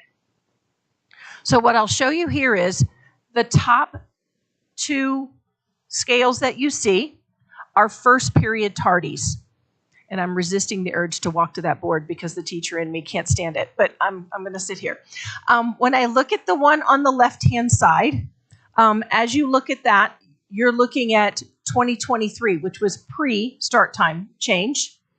On the right-hand side is post, so 2024, after we made the change. Each one of those colored bars is a grade level. So you have 6th grade, 7th grade, 8th grade, 9th grade, 10th grade, 11th grade, 12th grade. And the number that you see at the top is the number of increased absences or tardies per student for the entire year in 24. So can I point out something? I'm sorry, I'm going to get up. Sorry, got to do it.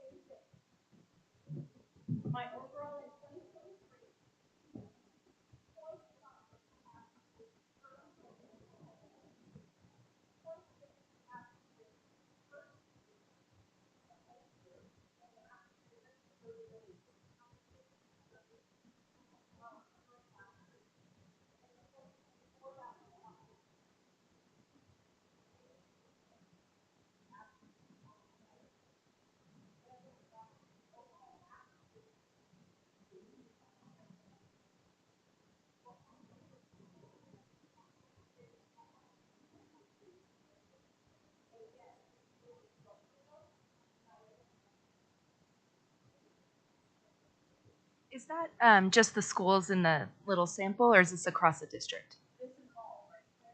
Okay. We did. Thank you for the question, Director Varda. We did pull out those schools, and what we looked at is there were a few notable middle schools that were outside the norm for early release. And even in these cases, the impact was the equivalent of 2.7 missed class periods per student for the entire year. And that was Dunston, Evergreen, King Carroll, and Summit Ridge. Is that a district? Yes. And Do we know what time those schools start? Claire can pull that. She'll do that while I keep going, if that's okay. So we also looked at, when we talked about student engagement, we looked at staff engagement. We looked specifically at the questions in our panorama survey on overall staff engagement and well-being. And between the 22-23 school year and the 23-24 school year, survey data showed an improvement in the majority of staff well-being questions with some variability, and we pointed out the variability. Carmody, all topics improved. Deer Creek had all topics improved. Falcon Bluffs had all topics declined. And in conversation, that principal, Tom, was a part of our discussion in November, and he was very quick to point out we moved from a 7-period day to a 6-period day, and our teachers lost 1 planning period. And we believe that that had a greater impact than our start times. Again, it's speculation, but it is a variable that was within the mix that he said, in anecdotally talking with staff, that had a greater impact on them. In King Carroll, all topics improved, and at Summit Ridge, 2 improved and 1 declined in the topics that were specifically out of our panorama survey around student engagement and, staff engagement and well-being.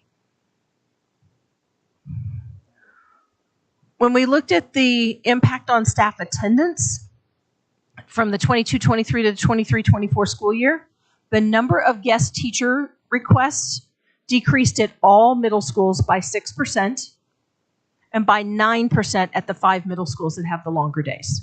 The schools that have 7 hours and 15 minutes, they actually requested 9% less substitute days than the overall average the previous year. And then we broke it out to say, was it for athletics? Was it leave without pay? Was it parental leave? Was it sick leave? Was it other? We really wanted to know. I mean, if they're coaching, that was kind of an odd way to look at it, right? But if it was folks really were experiencing more burnout or more sick leave, that would show up in, as we just dissected out the reasons for people being out. So we looked at that as well. Finally, I'm going to hand this over to Jeff to really dig into the transportation data, because he and Greg really took advantage of some of the technological tools that we have now to really look at how we're serving our schools with transportation. Thank you. So this data was requested by the stakeholder group to really understand how transportation, or what kind of role transportation has regarding start and stop times. And so we analyzed route data for a sample of middle schools, this out of the south and the west terminals. And current route data demonstrates that the buses are highly utilized with little to no flexibility for adjustments. And I will say meaningful adjustments, and meaningful adjustments, because it's an all or none approach. We have to be able to make meaningful adjustments with all of our routes to be able to make and support a change. So I think that's an important caveat. 80% of our routes complete an elementary or high school run within 10 minutes of starting a middle school run. And as you know, our buses are going elementary, then high school, and then middle. And high school run drop-offs are mostly at about 8 a.m. There are a few outliers to that. Meaning they move immediately to picking up middle school students. But we wanted to show you a little bit of the data that we have access to, the data that we looked at, so you could just understand the level that we did go into this to see if there was a possibility for some type of meaningful shift that we could support. We looked at where and when routes start and at what time they drop off students to middle schools. Like I said, in an attempt to look for those shifts. We did this analysis for Carmody, Deer Creek, Falcon Bluffs, King Carroll, Summit Ridge. And just wanted to point out one specific route to kind of go through the analysis that we did was Route S26, supporting Carmody Middle School. And this, like Dr. Kim mentioned, we have access to some pretty neat tools with some of the upgrades that we've made in transportation, really looking at, well, here's what it looks like on paper. What does it look like in practice? Because it's one thing to say, yep, the route is showing it can't be done, but what does it really look like when our bus is on the road? So we looked at just that data. We have access to data. That chart along the bottom is really showing when the bus is moving and when it's not moving. And this particular bus supporting Carmody Middle Route S26, you can see starts at 6:22, and it might have been a cold morning, might have been idling for a while to warm up the bus, and then it starts moving, and it's going through a series of navigating traffic, stoplights, picking up students, and then there might be a larger gap where maybe it's doing its first drop off at a school, then going on to the next school. And so what we were looking for in this data were, are there large gaps in there where we could say, hey, you know what, there is opportunity for meaningful efficiency gain in time, but we didn't see that, knowing that it needed to be isolated in between the high school and the middle school, or else we're starting to create a ripple effect of, if we shift the time here, now we have to shift a time, and so on and so forth. And so that was the analysis, and also to just kind of showcase some of the cool tools and access to technology that we have to take a deep dive into this type of a question that we wanted to explore further. And then the last one with this, and Dr. Kim really already spoke to this, was just around, could we rotate this idea that we have a group of schools experiencing 17-hour and 15-minute instructional day? Can we shift that around to a different area maybe next year? I'm not exactly sure the frequency that was being considered for that, but really, like Dr. Kim mentioned, it was more around the geography of the areas that we're serving, and the buses in the South, in the West in particular, are just covering more distance, and it's taking more time with the resources that we have. So we really didn't see it being feasible to really try to shift this around in an attempt to be equitable in a way that everybody's experiencing this over a certain amount of time. So I think I'm handing it to Claire now. Yeah, we're going to hand this to Claire to kind of wrap up in terms of our analysis and then sort of the next steps that we engage with the stakeholders. Great, thank you. So first I want to answer, Director Varda, your question about the length of the start time of the 4 days, the 4 middle schools that seem to have a greater frequency of early releases. So those were Dunston, Evergreen, Ken Carl, and Summit Ridge. All 4 of those middle schools start at what we'd call our typical time. So they start between 8:55 and 9 o'clock. 2 of those schools, Dunston and Evergreen, have a 7-hour day, and then 2 of them have the 7-hour and 15-minute day, and that's Ken Carroll and Summit Ridge.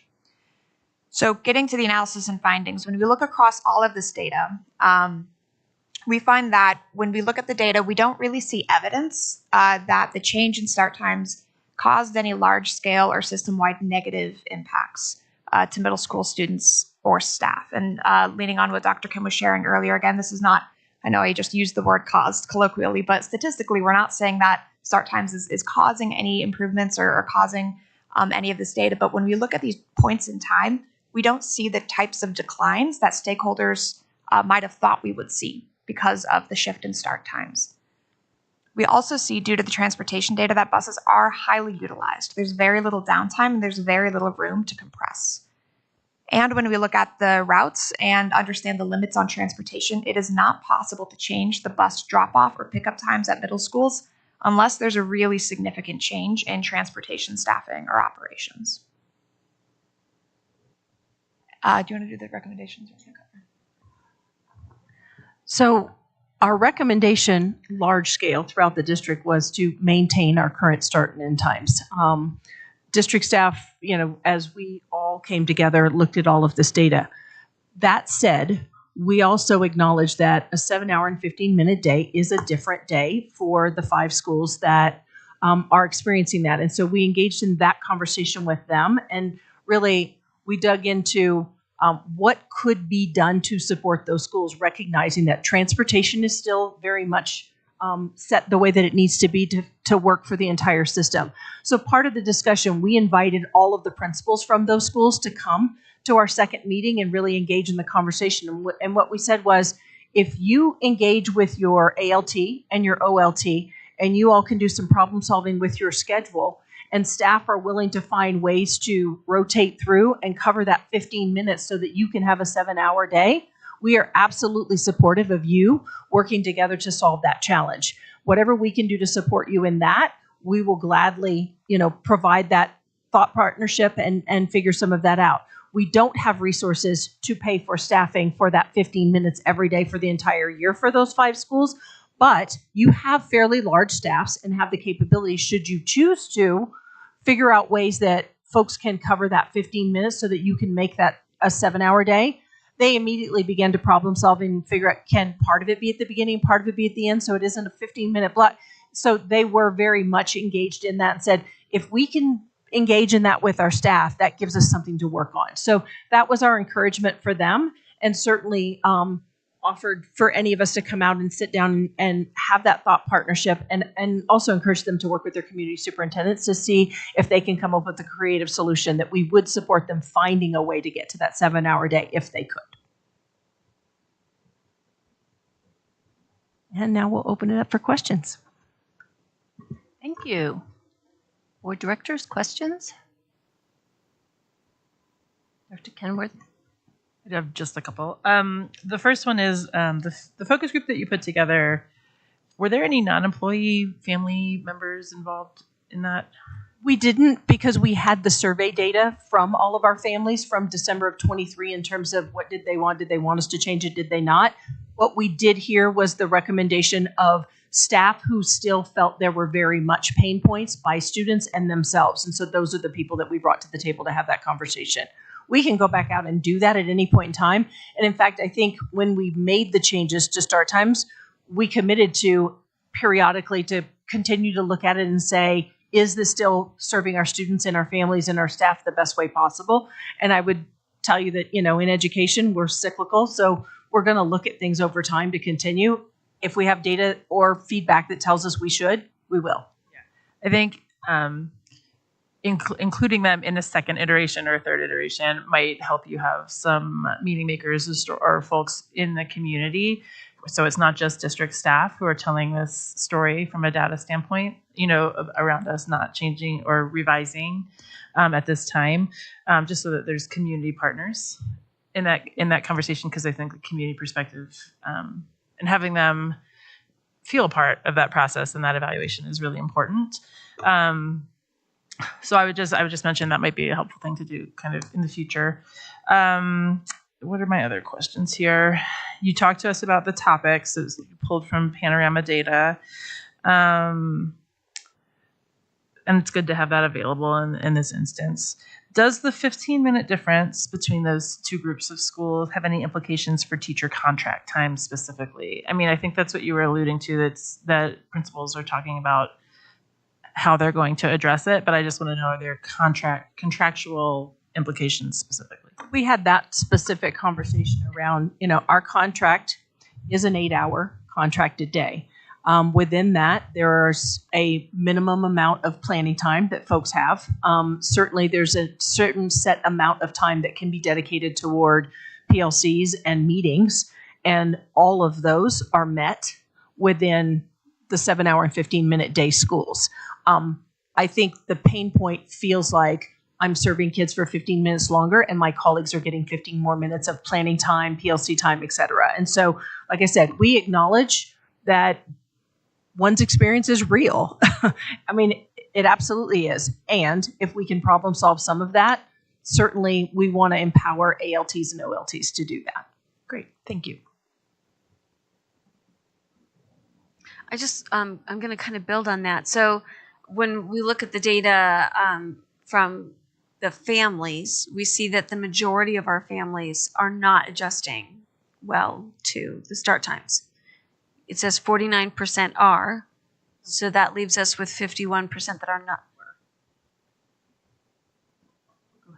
Of the middle school? I believe it's 54% of families on average, so across any grade span. 49% of Jeffco families with a middle school agreement, with middle school agreed that they had adjusted.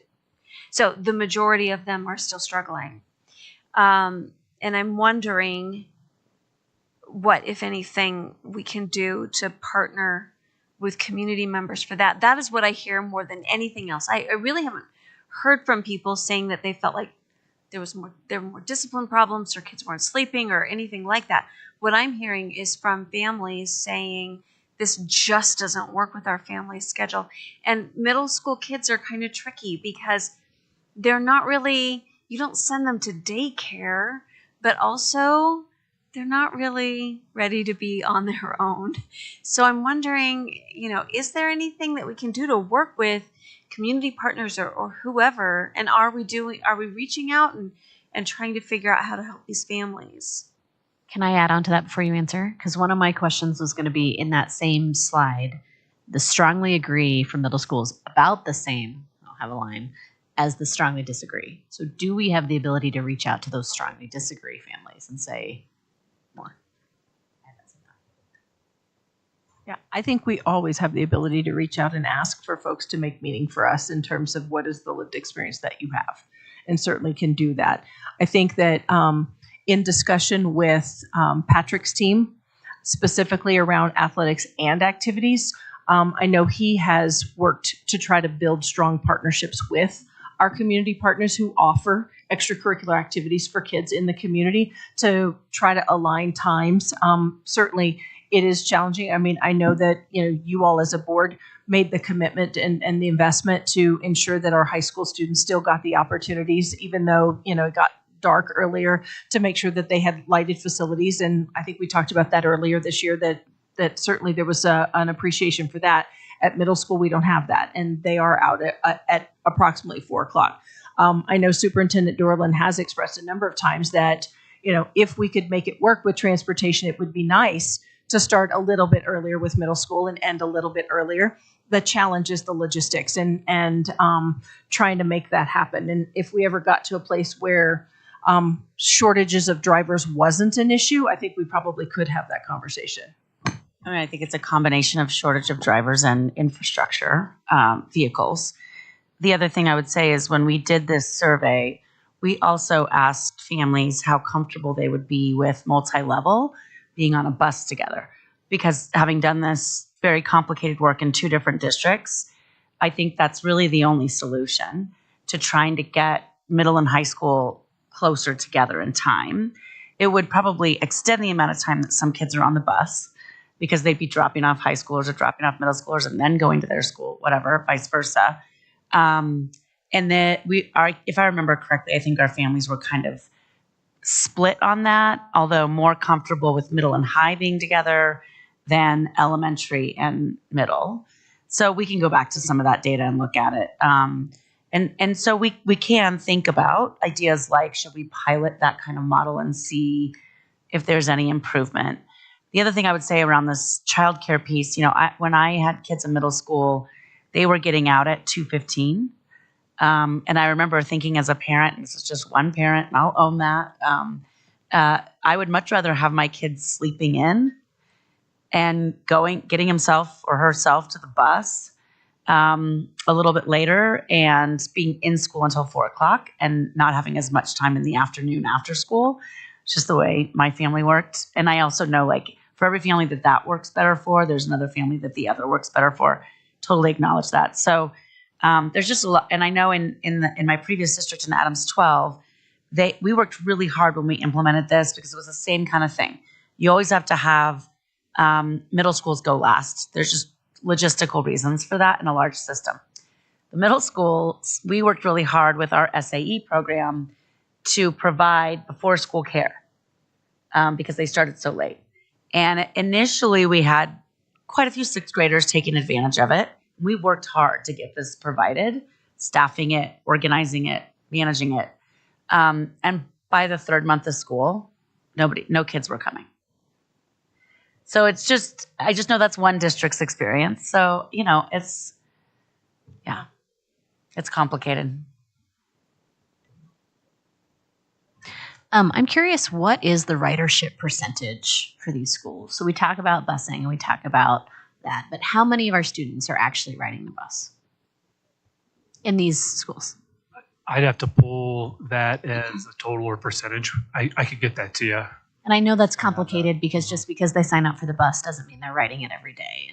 But we are capturing the data though of actual students on the buses, so I can pull that and get that to you for sure.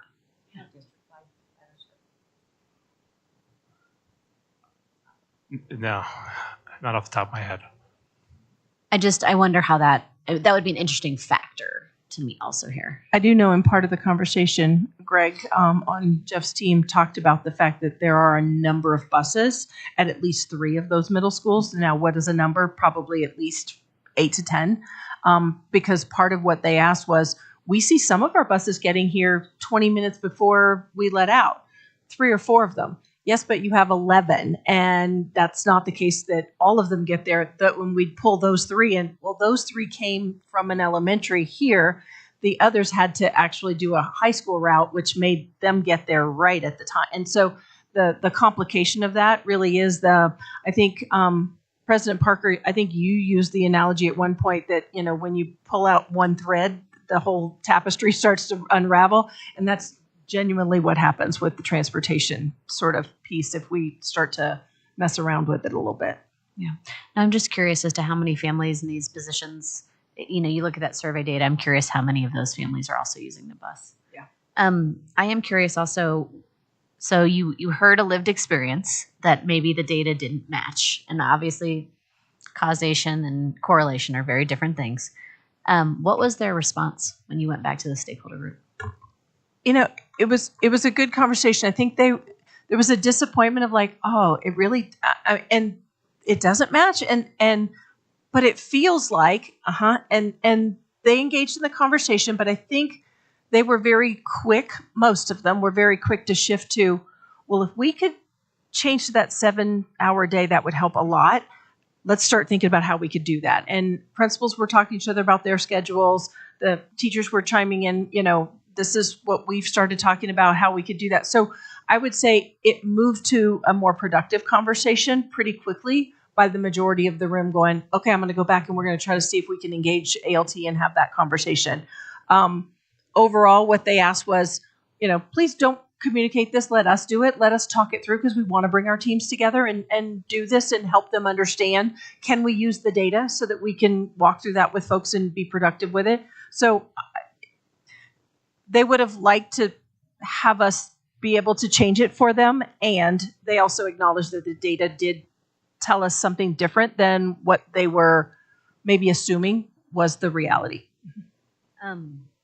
When we do the panorama survey, is that the only time we survey for this specific question, the start times and end times, or have we done other surveys around that?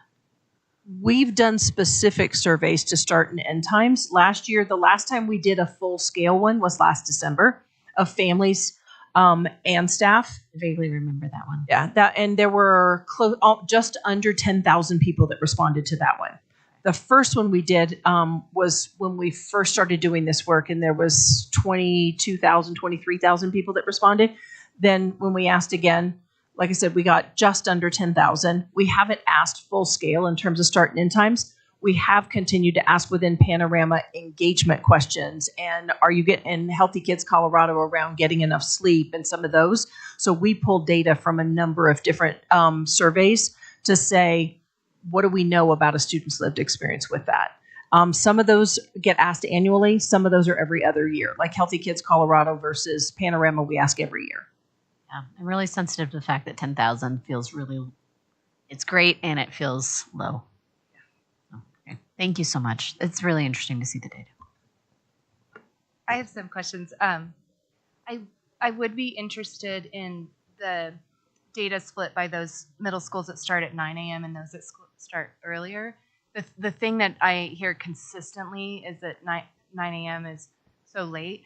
And one reason why this is really mind-boggling to me is because there's a middle school that has changed their entire day so they only offer electives last period because so many kids leave.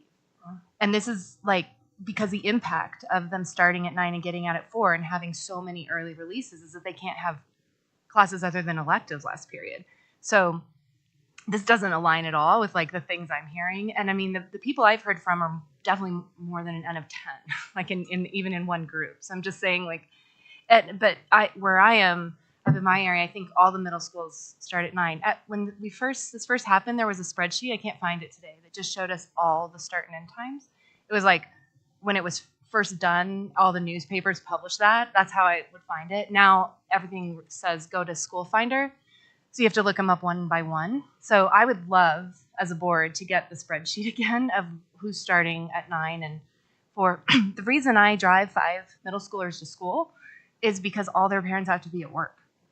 I mean, so this is like a real problem, and we can't all ride a bus. So there's like, I am a lived experience saying, wow, like, thank goodness that I have the kind of job where I can start my meetings at 9:10 because I can rush back home, but all of them cannot. So there's just a lot that just feels like it's not aligning here. And then hearing that like that group overwhelmingly felt this way, I just think we should do a lot more in terms of getting feedback.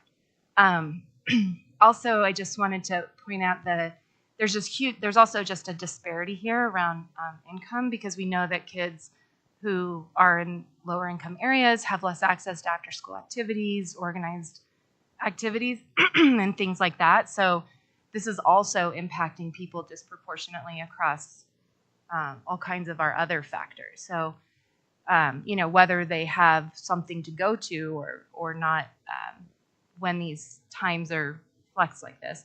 I've actually never heard anyone say anything to me about a longer, the 7 hour, 50-minute day. Not one person has ever said that. But I can tell you at one school I go to, they tell me they don't even know I'm a board member. They'll say in parent-teacher conferences, we hear this is going to change. We hear that they're working on this to change it for us. And I mean, I've been like, oh, noted.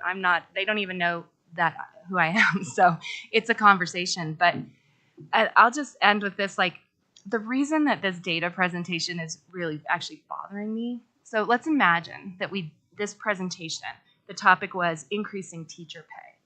And last year we gave raises. So we put a slide deck together that says we gave raises, look at the results. You could do the same exact presentation. We see better engagement, we see all the results that were better. And I understand we picked these outcome measures because of the comments that were made in the focus group, fine. But anything could be on the left side of that equation. Start and end times is completely arbitrary to what you all are presenting here. So we could also say the state cut funding, and look, better engagement in schools, better outcome. There's literally nothing connecting these two. And I wonder if there's like a time lag even that's not captured in here, like are parents reflecting on time that was prior to these interventions, So it's like this data. I am a huge believer in data, and data can also tell a false story, and I worry we could use this presentation to put anything on the left side of this equation and give the exact same presentation. So it worries me to have a presentation like this especially that's countering so publicly the lived experiences and expressions of people who are in the middle of it right now. So it feels very uncomfortable to me to have data like this that's so counter to what you heard from a very small handful of people, and the first finding said there is no evidence that there's any disruption. I just find this not to be. This is my job. I said it like to question this. I just want to say I don't agree with that, because I think the data they presented us was in response to their focus group. Their focus group said, let me finish. Let me finish, please. Okay. So they were listed several, what did you call them? There were 3 areas of themes of feedback. But there's only the there was the theme that the students were tired, their morale was bad, all those things. That was a theme that was presented to them. So they said, they gave them the data back. You're afraid that they're not engaged. You're afraid they're missing school. You're afraid that they're whatever it is. That is not happening, and it's connected to that one theme. And it makes sense in this presentation because that was what their focus group asked them or raised. They didn't say teachers were paid more. What's the outcome? I know that's so I don't know. My point is you're complaining about something that's not valid. It's the connection between start times and those outcomes It does not exist. That's their that's what they're saying to us. It does not exist. The people in the focus group said it exists. The people in focus group said, you made the change in the start time and the results are going to be all these bad things. So what you all have said is that there's no evidence that there was disruption. I don't remember what the bullet said. Implying that start times had an impact on engagement, correct? That's what you're stating. No, actually, I think I said when we started out that causality doesn't equate to correlation, which we understand that we looked at what the data said after start times. Are we seeing an increase in discipline?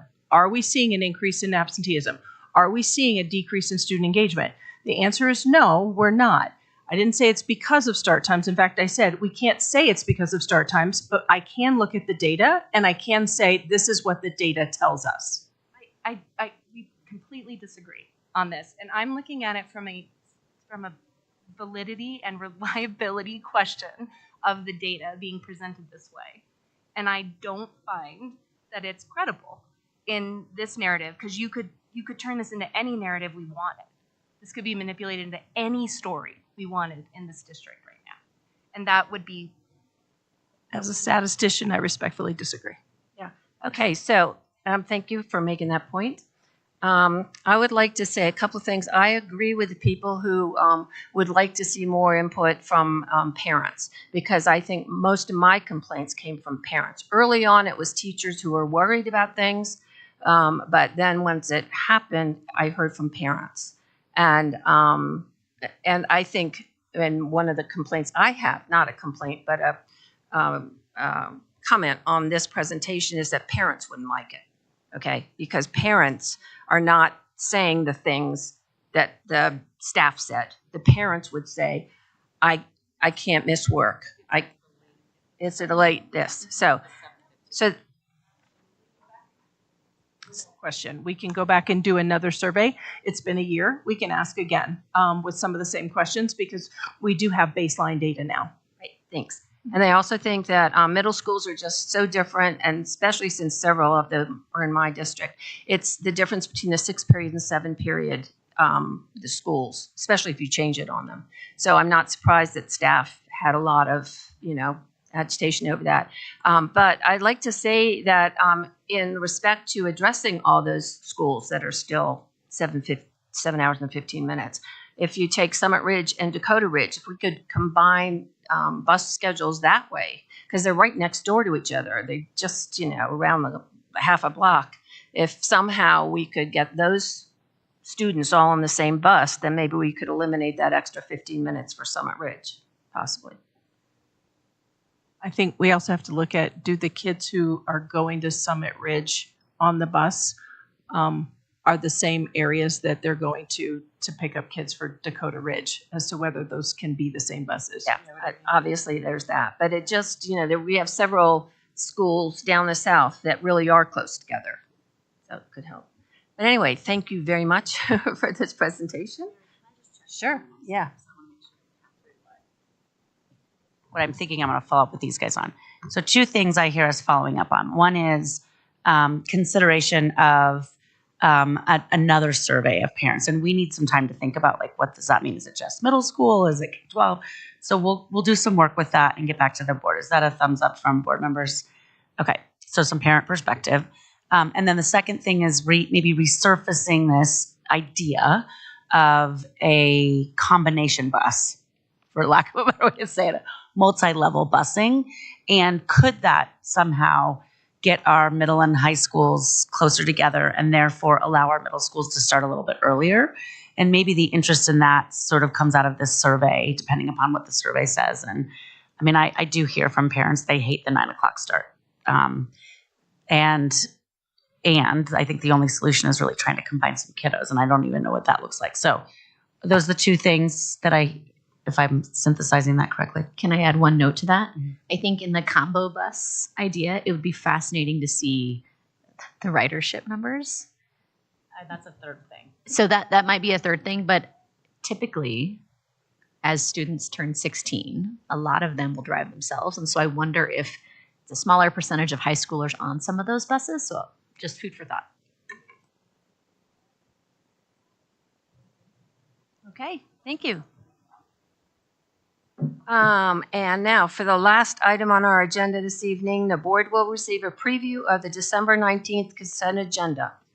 As a reminder to our listening public, Superintendent Dorland will be providing a preview of items for board action anticipated to appear on the individual action items or on the consent agenda at our regular meeting next week. I'll now hand it over to Superintendent Dorland.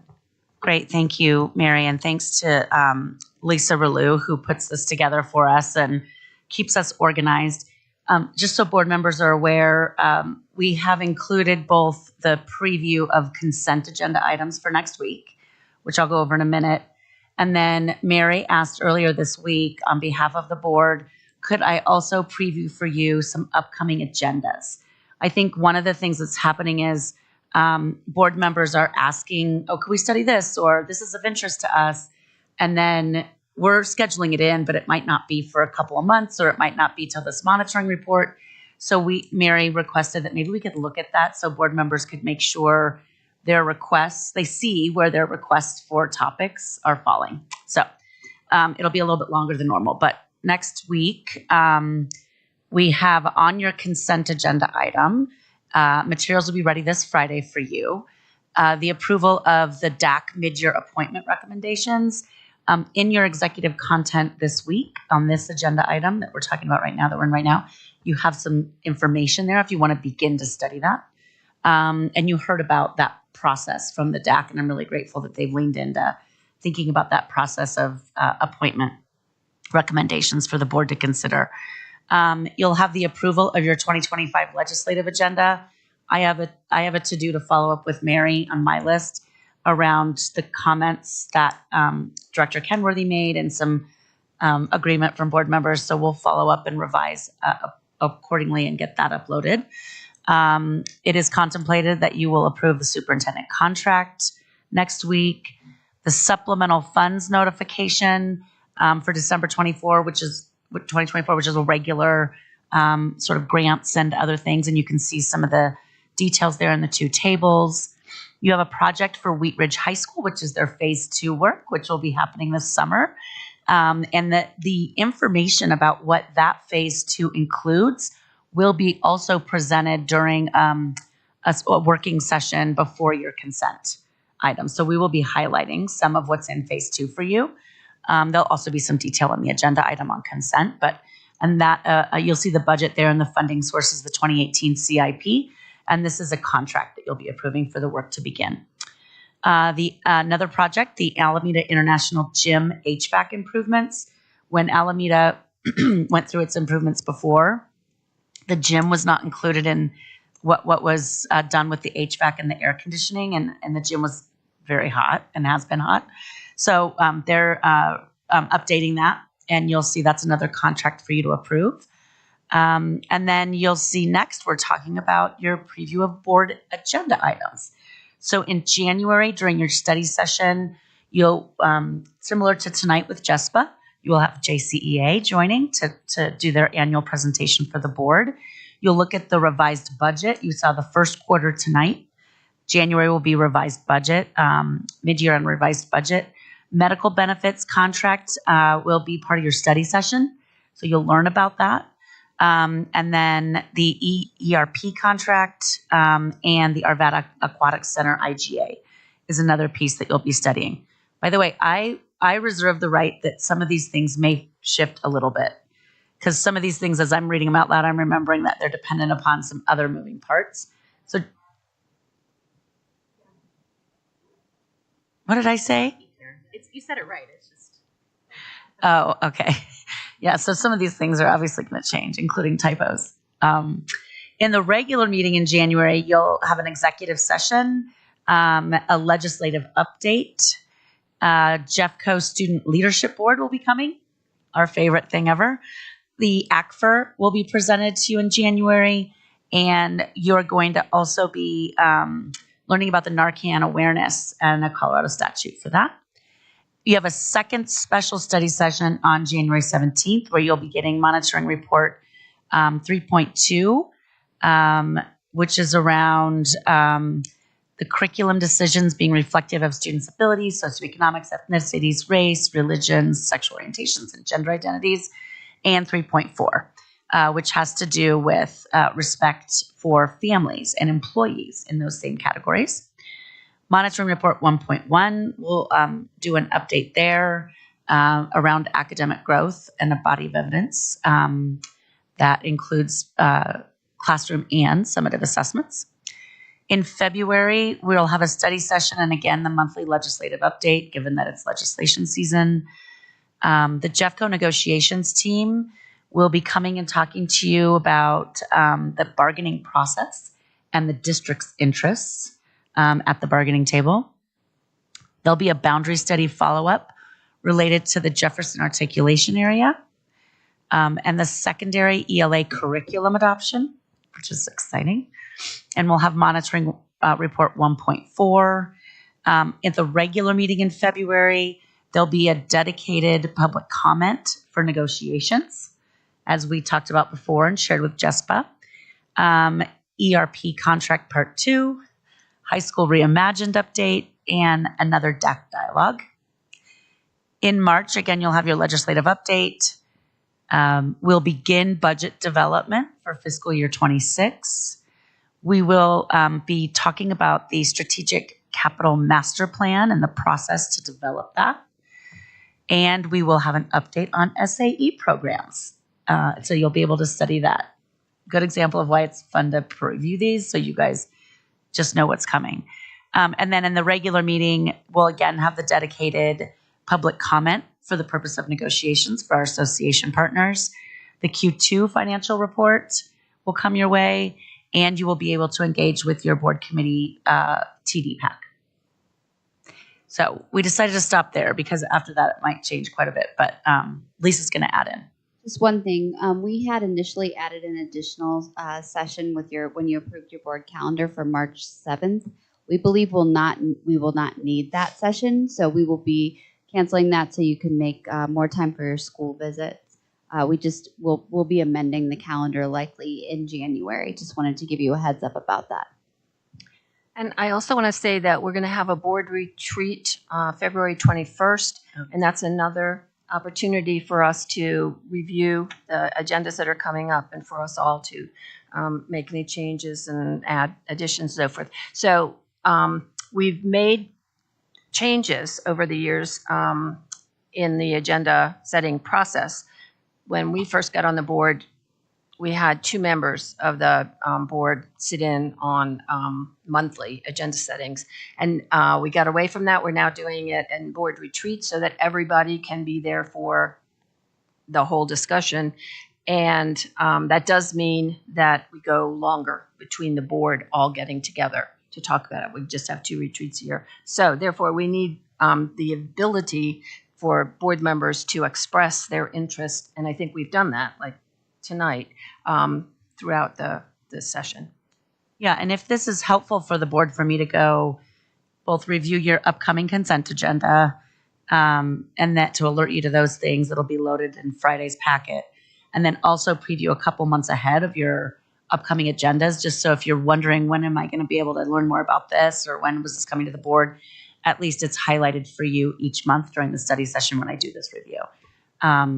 So that's something we're trying on for size tonight, thanks to Mary's advocacy. And if I can just add one more thing. We actually do have the agendas sort of planned out for the year, and I'm happy to always sit down. They change a lot, but happy to sit down with anyone and show you all. Just when we were doing the agenda planning 1 month at a time, it was really difficult for us to get ready for the agendas, for the meetings. So this gives us more time. But I also want to recognize that you all mention things a lot during your meetings that you're interested in. We're always taking note of those things. So I hope, Dr. Barter, it's okay if I use this as an example. You mentioned a program, I'm going to mess it up now, but Parent Connect or Partner Connect or something at a meeting we had that you said is interesting. Tara knows what that is, and she's including that in one of her monitoring reports. So sometimes when we hear you mention something, we know we're going to include it in a monitoring report too, and I can do a better job of following up to make sure you all know that. May I add one thing to your list, Lisa? I'm so sorry. Sustainability was a big topic of conversation for a lot of public comment. Okay. It's in April. Perfect. And so we'll show that too. Sorry, we didn't go as far as April, but it is Jeff and I have been working on that. So environmental sustainability is in April. Thank you.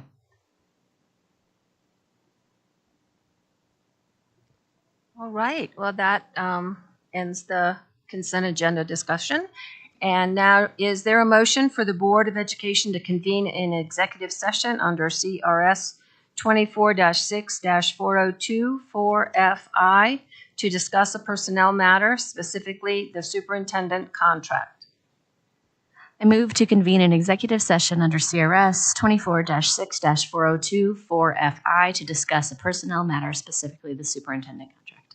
Is there a second? Second. Any comment? It has been moved and seconded that the Board of Education will convene into executive session. Roll call, please, Ms. Zabata. Ms. Applegate? Yes. Ms. Kenworthy? Yes. Ms. Parker? Yes. Ms. Reed? Yes. Dr. Varda?